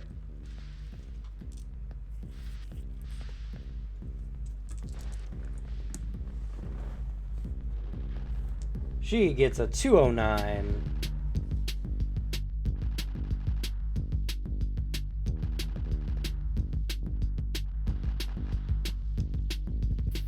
That's a 162. Oh, that didn't work. So unfortunately, the Shao comes to grab her. She pole vaults away with her staff and gets out of the way, landing back on her feet. You have one more attack this round if you so choose,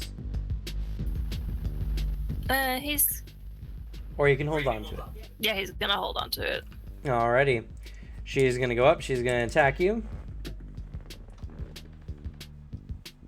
Ooh, that was not a good attack. 189.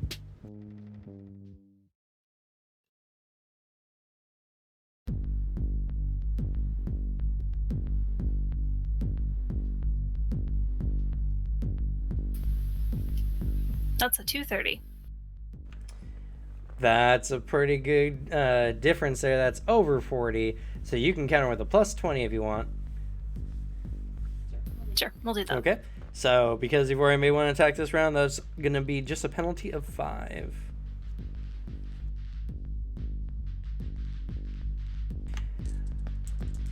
What we got going here, folks, is a fight between two very skilled fighters. Neither of them seems to be giving an inch in edgewise. Striking out with shadows and all kinds of attacks. That's a 174. That's a really low roll. You rolled a 9. That's unfortunate. On the other hand, she gets a 167. Sorry, 267. Okay. So you swing out with the opportunity she has, but she seems to anticipate it. She flips under and she's going to sweep, trying to hit you through the legs, but not actually aiming, just aesthetically. That is going to be 208. So this is your second defense in the round, so it's going to be a minus 30.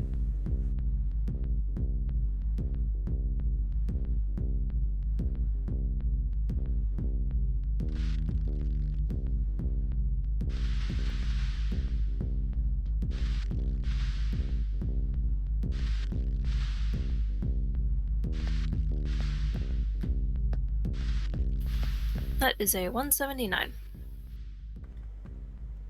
All right. Just under 30 over the same 20 threshold. She not enough to do any real damage to you. You two are just going at it. You swinging your big ass sword, and she's leaping around, dodging around it. She seems to have an edge, but your massive weapon and your fact that your defenses are so good, she just can't seem to find any kind of footing in this fight against you. It is back to Anastasia's turn.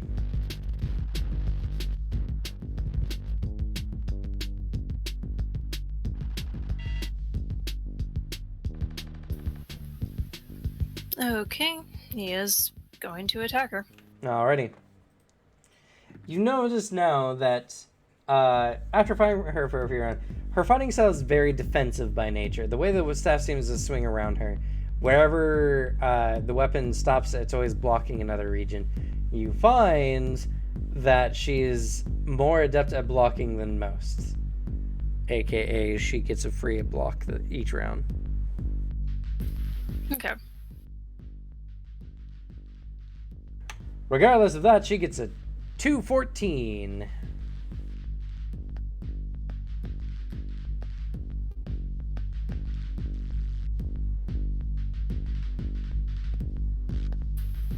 That is a 230 attack. 230, that's going to be just under 20, but so it'll be 10 over, so 10% of your damage. That's another 13.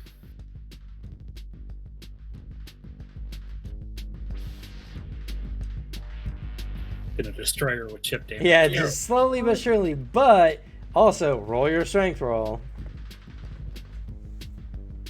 Yeah, imagine if Anastasia didn't have the negative 30 to their attacks. Be pretty terrifying. That is a 16. She got a 6. So again, shoo, wham! Slams into the wall. Takes an extra 10 points of damage. Chip damage. She is looking battered, looking bruised as she drops down to her feet. Also, you're hitting her in the same general direction, so she's not that much further from you this time around. On her turn, though, she's going to maintain her distance at the moment, make you come to her, and she's going to create her clone again.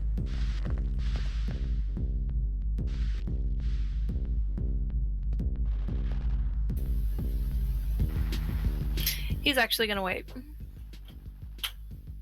He's gonna prepare to counter. Alright. She and the clone come running in. One of them comes and swings up at you for a... Oop, that's an open roll. Let's see here. 276. That is a 203.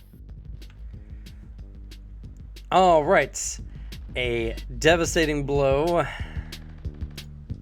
Oops, wrong screen.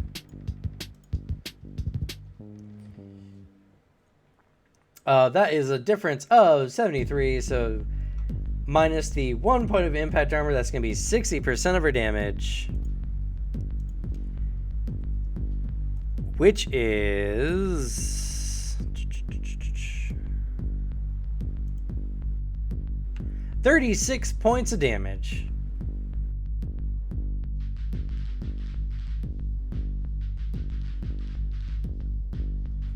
Is enough for a critical?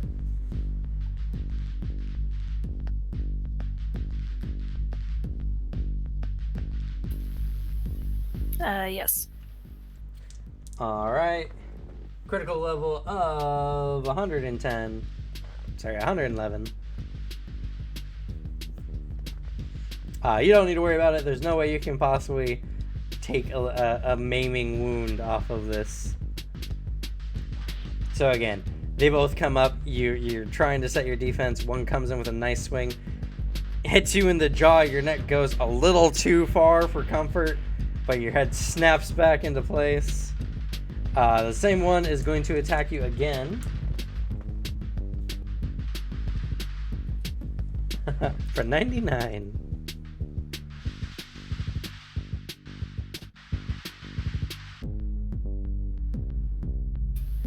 $196.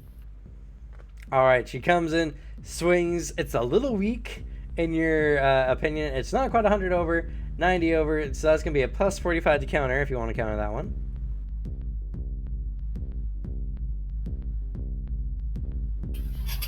Sure, no counter. Alright. Plus 45.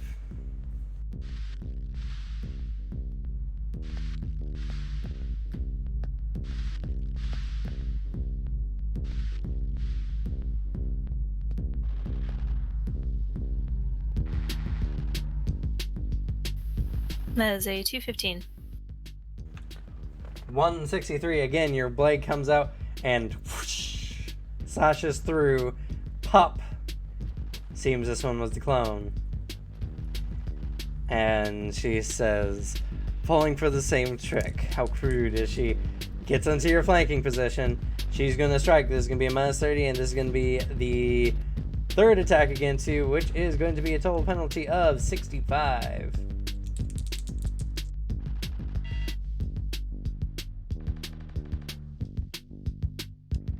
She gets a 226. That is a 169. Difference of not quite 60, 50 minus 1 point of armor, 40% of her damage, which is going to be 28. That is more than half of what he has left. Alrighty. Physical resistance. Not enough. You don't have to worry about it. The damage is just not enough, unfortunately. And you have to be maimed to be put down. So, again, another sickening crunch, this time along the collarbone. And though the doesn't quite go back to the same place that it was, Anastasia does not go down. And she stops, and she's just like, you've taken some serious wounds. Consider surrendering now. She's not going to attack again. She's worried for your health, unfortunately for her. Alright, so It's a she's trade off just- from earlier. Gave back her weapon, didn't go. You know, I can't hear what they're saying, but she seems to have kind of backed off. I got a real bad feeling she thinks Anastasia can, like, you know, fucking die. I mean, he can, but it's really, really hard. We thought he was Yes. dead once. He wasn't. He is breathing a lot heavier than he should be. He's breathing. She's beating him back to life. Literally, being a blood puddle. For visibility, he's hanging on by 5 hit points. Oh, jeez. Oh man, wait, Sebastian. Well, nah, we've all done some really freaky shit. I don't think the medics are gonna. Oh, but what if they call him dead and that he's not? Lexi will stand up and shout out, "You got this, Anastasia! Take her out!" Anastasia's action. I'd like to roll leadership. If possible. Sure.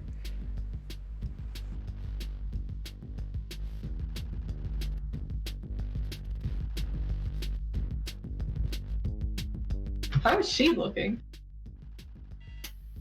She's not looking too good. She's- Anastasia technically looks worse for wear. Pretty battered and bruised, but she's still in fighting condition. That was a 131. Okay. So for Anastasia, it's +5 to your next action. Plus 35. Okay. He's going to go ahead and sheath the breaker blade and pull out the gross messier. Okay. Counts as an action. Yep. And he is going to attack her. Okay. So this will be -20 because of the +5 bonus.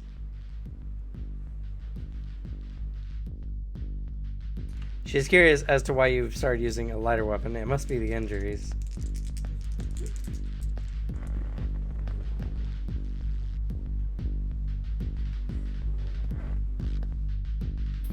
Oh, I didn't add the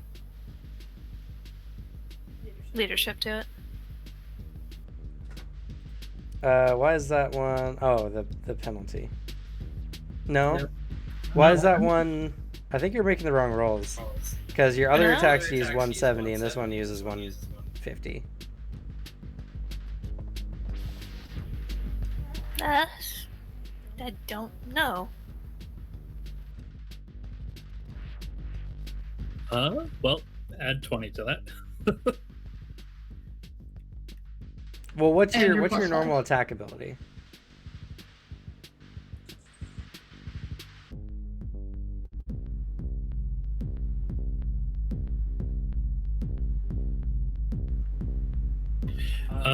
The minus is also a little high.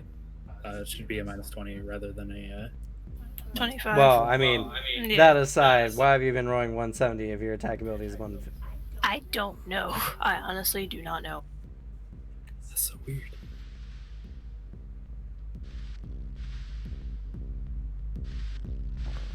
Alright, let me look at your character sheet.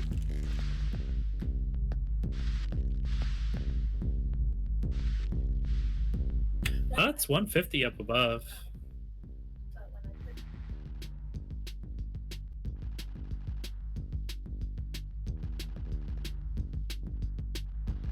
Yeah, it keeps weirdly switching from 170 to 150 because it happens a couple of times across the thing.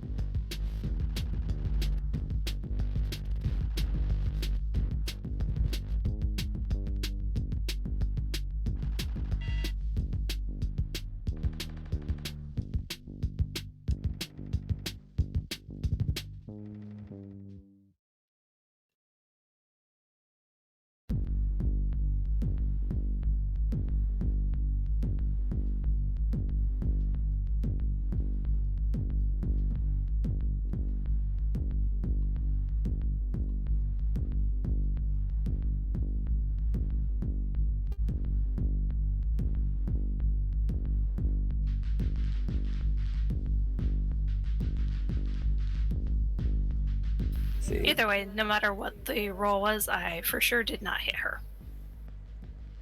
Yeah, none of these 170s have the negative I 30 on them. I added the negative 30 to them. Weird. Oh, here's a negative 30 on one. This game is kind of like the Anima character sheet. Feels a little wonky at times. It's a Just little. It is. it just does things like for no reason. Sometimes like maybe I don't. wanna Yeah, add sometimes any I've of your seen modifiers. you Yeah. roll something twice, and it comes out with one very wrong result and one very right result. Yeah, it's super I will weird. say from now on, either use your own dice or use the Yeah, roll 20. I'll just use my own dice from now on. But still, that did not hit, so. Oh, that is a 159. Rather than technically speaking. Yeah. No, it's only 5 more. 139. Oh, right. Because it's the base is on 170. That's right. Right. So, 139 versus 275. She's just like, you brought this on yourself, and she's going to counterattack. That's going to be a little over a 140 difference, so she's going to strike with a plus 70.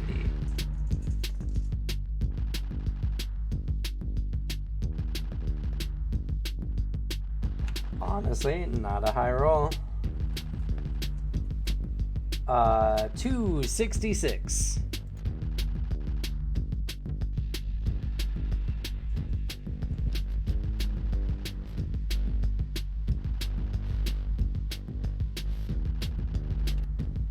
That's a dodge of 216.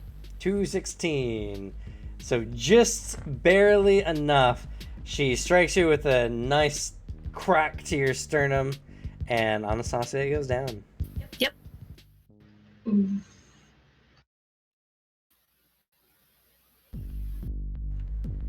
That one really bad attack roll, honestly, was what changed it in the end. Mm-hmm. Still put up a good fight. That one lasted a lot longer than all the other ones. It was the Yeah. longest fight in the tournament so far. Even compared to the Kiwani fight.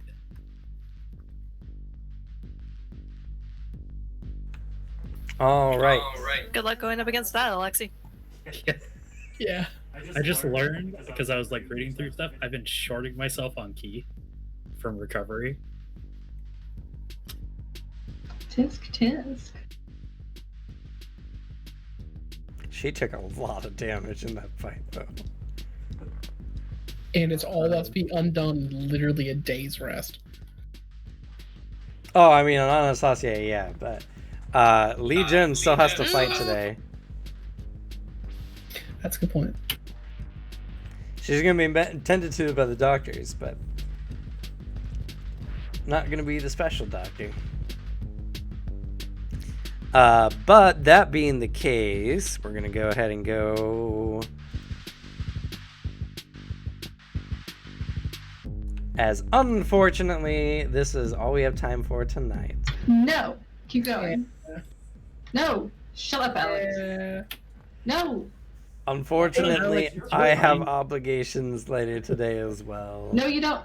Change them. But it's Alex's fight.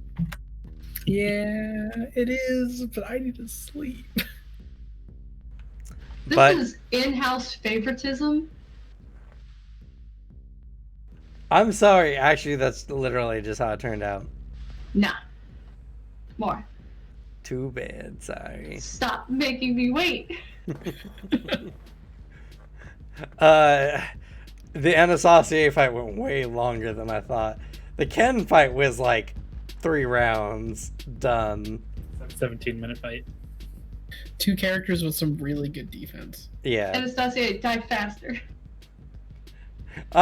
Honestly, that fight could have gone either way. The dice in the end. Oh yeah, no. They were Yeah, both for just eking out like over who's winning. If Legion, Smoked me on the tank award, by the way. If Legion didn't get that really nice hit towards the beginning of the fight, it probably would have been a slightly different fight. But that one blow was all the difference. Because Anastasia, even though Anastasia couldn't get a big hit on her, it's just every time you did hit her, you almost guaranteed 10 extra damage from her flying into a wall. Crazy fucking strong. Oh, did she take damage from that too? Yes. I need to account for those. If you want to know, she took 78 total damage in the fight. Which was a little over half of her entire hit points by the end of it. But let's go ahead and... Oh wait, by the end of the fight, wouldn't someone accidentally pronounce him dead because he is cold to the touch and he has a faint heartbeat? That is a good question. Get her disqualified. That's not good with this. Like, is that going to be a problem? Oh, no. Maybe Because we no one shouldn't- knows we who's maybe the we shouldn't Nutella. egg him on and then immediately the like last time, all of us were not trained in this. Yes, we all are just stupid because we all rolled like 8, 14, maybe a 6. The doctor... Well, no, because Anastasia is technically not dead. Just disturbingly barely alive. With a heartbeat as slow as that and a breathing cycle as slow as theirs. So I'm more like, he's in a coma. Yeah, they're like, I don't And know he if he's just ever going to wake up pops from back this. Give him an hour. He'll be fine. But, yeah. So, let's go ahead and do experience. This time around, interpretation. Actually, let me change the music to something a little bit more chill.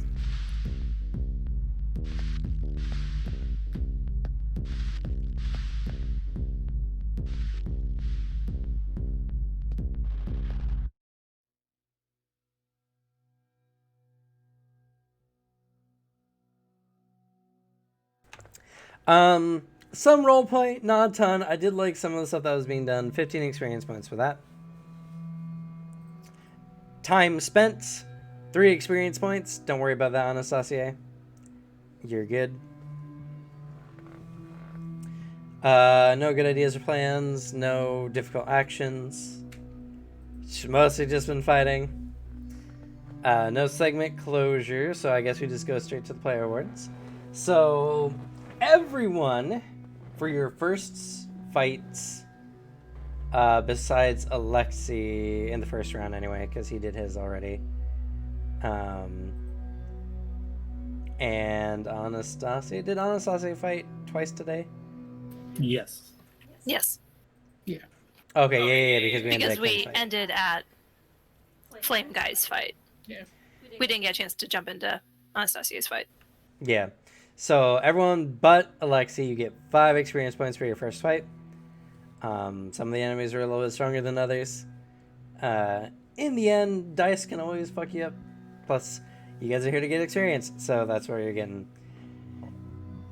Round 2 fights.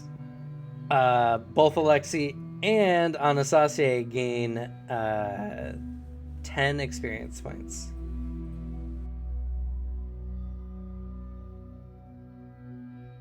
And we'll get to the rest next week. I'm excited. Shout out to fucking Sebastian for being a cold-hearted son of a fuck. Most damage dealt. I actually recorded it. It was me. Yeah, I know. Fenwith, emotionally. You one tapped that guy. That was crazy. Yeah, God. Yeah, you had the easiest fight. I think everyone in the arena is excited for the big beast fight. And it's gonna get big. Poor Dave. I feel so bad for Dave. This is the Dave So, fan Alexi, club. go ahead and take play award. Most damage taken goes to Anastasia. You were so close to taking damage, by the way, or getting the most damage dealt as well.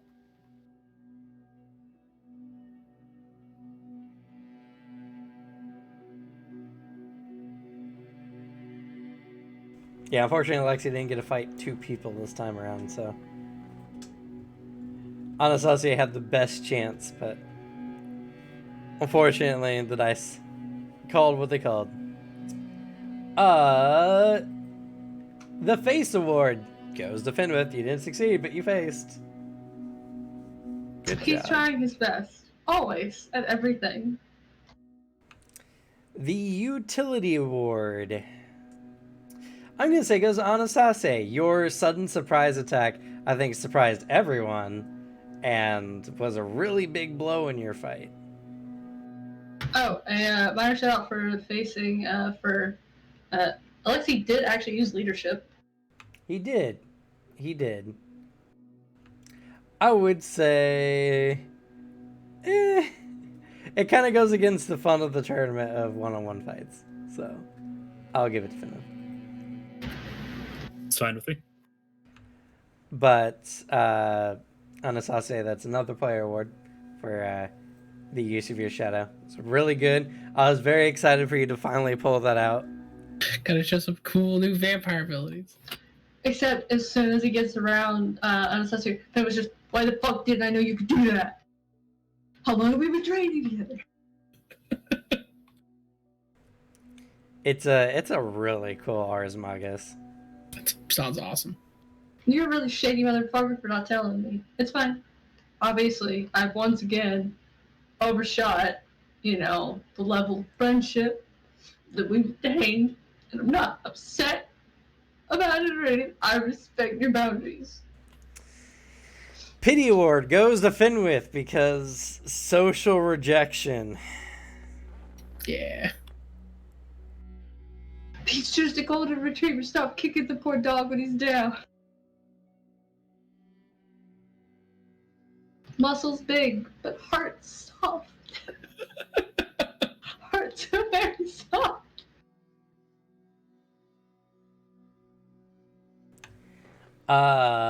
It's fine. He's gonna punch some people and feel better. Based on that, any player nominations and/or kudos? Yeah. Well, now I would go Sebastian being a cold-hearted fuck. I'd be like, I'm not gonna say anything to make you feel better, and then just immense patience until Alexi shows him any type of response. He's like, all right, I'm leaving now. I agree. Sebastian, go ahead and take a good player award. I enjoyed Sebastian's character this time around.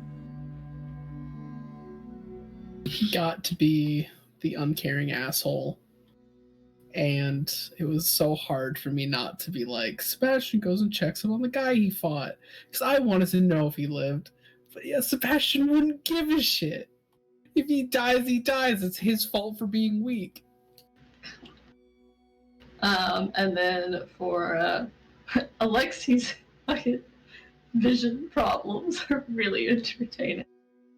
You know, for definitely putting up your disadvantage, go ahead and take a player award for that. I don't think we gave it to you last time. And I'm sorry for shaking you like a salt pepper shaker. He's used to it by now. There's just extra padding. You stuff the furs inside so he's not rattling around as much. Fair. I did love the interaction between Fenwith and Alexi during Anastasia's fight. Where he's like, don't you see it? I can't see it. No, it's right there. It's literally his shat. It's extended from his shat. I don't know how to explain to you. It's directly between them. It was some really fun commentary. Yeah. Kudo for that for sure. But go ahead and Alexi take the player award for the bad eyesight. Oh, I took it. No worries. Any other nominations under kudos? Probably more of a kudos, but for Sebastian for his little Omaiwa Moshinderu moment. A bit of a You've moment. already you've lost. You've lost. If you can't get past this, it's over. Yeah. What the fuck are you talking about? And it's just fucking obliterated. It was a good kudo. So it Great was so moment. much fun. God, you wasted that guy. Yeah. I mean, Fenwith one tapped, but at least it wasn't I don't know. It's not even it is malicious, but disinterested. It's an unimpassioned maliciousness that he has, and that makes it worse. The difference That's between it is that Fenwith 100 to 0'd a guy in one shot. You fucking almost killed the guy. Just out of pure not caring. Yeah. His fault. In Sebastian's eyes, it's all his fault. Should have known he was getting into. And poor Dave.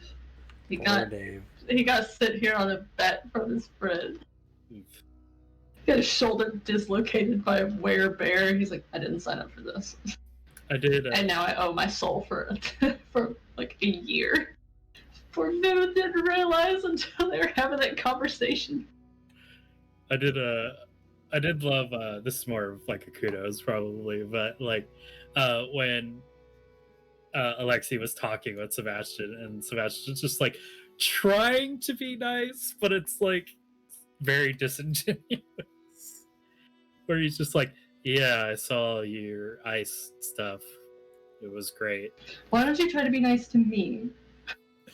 It was honestly, it was one of those moments where it's like Sebastian's seen that you're powerful, but he doesn't know how to compliment you. He was somehow trying to be nice. I'd like to player award for Anastasia and Fenwith for your conversation getting back to the arena in the morning, your breakfast moment together. Hey, look, I bought you fruit. Oh, cool, I bought you jerky. Thanks. It's horrible. I mean, not fair. He didn't bash it. He did say food tastes differently for him. Yeah. I hate Well, your facial expression this alone. tastes like cardboard, but I'm not gonna let on how bad this tastes because I don't want you to feel bad. He did appreciate you. He did appreciate fine. the sentiment of you sharing it. I've only been saving this jerky for, a while, for like some special time because like, holy shit, it's good. But it's whatever. I'll share it with my other friends. Sobs. Sebastian doesn't care. Jordan's not here. David hates me. And I guess there's Alexei. We're not really there yet, and I don't want to be friends if he's just gonna because we're just the tournament's gonna be over, then we're gonna leave. It's gonna suck. Any other nominations? No kudos. That's most of them. Besides the usual kudos to the DM for a lovely session. I enjoyed Kitwana's fight a lot, just because we all got super hyped. Yeah, he's so cool. I can literally see all of you just like getting ready to jump out of your fucking seats during his fight. I mean, straight up, respect the heat clip, man. He made it. He lasted a long time. He was like the one really legitimate fighter who wasn't like main cast and tried his damnedest. He did really good. Oh man, it's just he couldn't hit him. He had to have had like a quality weapon or something, or lack of aura extension was killing him. Yeah, he just can't get to the damage barrier. But how'd you guys enjoy your fights and the various announcer rounds? The announcer is good at just getting everything just a little bit off so that it's always awkward. But still narrates fine. I wonder if he takes enjoyment out of like slightly butchering stuff so he can't get in trouble for it, but also just having a little fun with people's things. I think he makes his personality on just being like just relatably kind of bad at his job in a way. He's a fan favorite, they keep him around. Yeah. Fights are gonna be fun though. I'm mostly just upset because we have been blue-balled yet again. I'm sorry. Time. Not enough time. Also, there were some fights that took way longer. Also, my throat hurts. I need to rest. And I need to sleep. I have an important class tomorrow. Weak. None of you could survive this 18-hour session. God no. My like sweet spot's 4. Anything longer, I start like my energy goes downhill.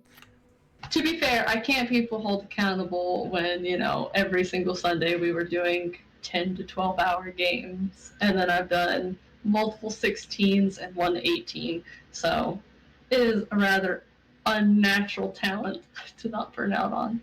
One day I'll convince you guys to play a long, long game with me, though. One day. Mostly it will require me coming to Washington to kidnap Alex so he cannot run. I will just have people posted with swords at all exits. I will be trapped. You don't even need swords. Just hold stuff that's realistic and say it's cake. It's His face got What very if the serious. sword is made of cake, Alex? It's not natural. Alex, I'm gonna make you made of cake. How'd Devin and Suzanne, how'd you guys enjoy your high tier fighting with characters of Go, about Ken! your Fuck tier? yeah. I love Ken. It's unfortunate that he was a glass cannon, so the fight couldn't last a little longer, but it is what it is. But I loved the aesthetic of it a lot. That Death Wish is lit as shit. As with the fight as a player, I enjoyed the mechanics. Anastasia is not happy having his literal ass handed to him for the second time in the row. Because he got his ass kicked in the Arctic Chimera fight because he couldn't hit the thing worth a darn. And now he just got his ass handed to him by a girl. Ooh, that's sexist, Anastasia. Curb stomp him while he's down. Break a little bit more. He's ancient. What do you expect his morals to be? You know what? That's fair. Everyone's like, yeah, fuck. He's ancient, so he just had. And again, he shouldn't be too surprised he has one sister. So. Yeah, your older sister's a knight too. It's fine. It's different. She's a Vitala. Yeah. Humans. I mean, He there's had his that. ass handed to him by a human female who was technically a lot weaker than him. Finn with voice. No. The shield maidens are scary. Legion was weaker. Their whole fighting style is based on teaching women and children to fight, and she has like 5 strength, so she's bare minimum strength, but she's really good.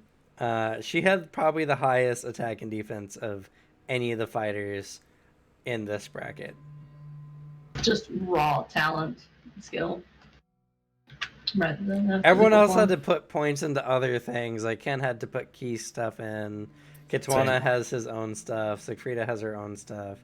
But Legion, pure attack and defense on top of fuck ton of acrobatics. fuck ton of acrobatics and style. And Lama or Lamas is a really interesting fighting style because one of the big reasons why you were not able to really do anything to them was she got an extra defense every round. So she got 2 defenses at her max defense. Makes her very hard to deal with. Yeah, hey, Alexia, I'm gonna need you to win. She seems really annoying to fight. But I think Anastasia probably had one of the best chances to beat Legion, just because Anastasia has probably some of the highest attack and defense of the people in the group right now. Not after the hits he was receiving. Not looking Not only too that, good. but you have probably some of the best armor for it as well. Greasy said ciao. See you, Greasy. See you for Domini. It's gonna be fun. How do you Greasy? I'm gonna be asleep too, so That's fair. But yeah, before you guys go, are you guys excited for your fights coming up? very. Why do you ask? Yes. Shut up and make it Sunday again. Okay. Sorry, Monday for me. Before Vale explodes. Once. Once. So good night, everyone. Nighty night.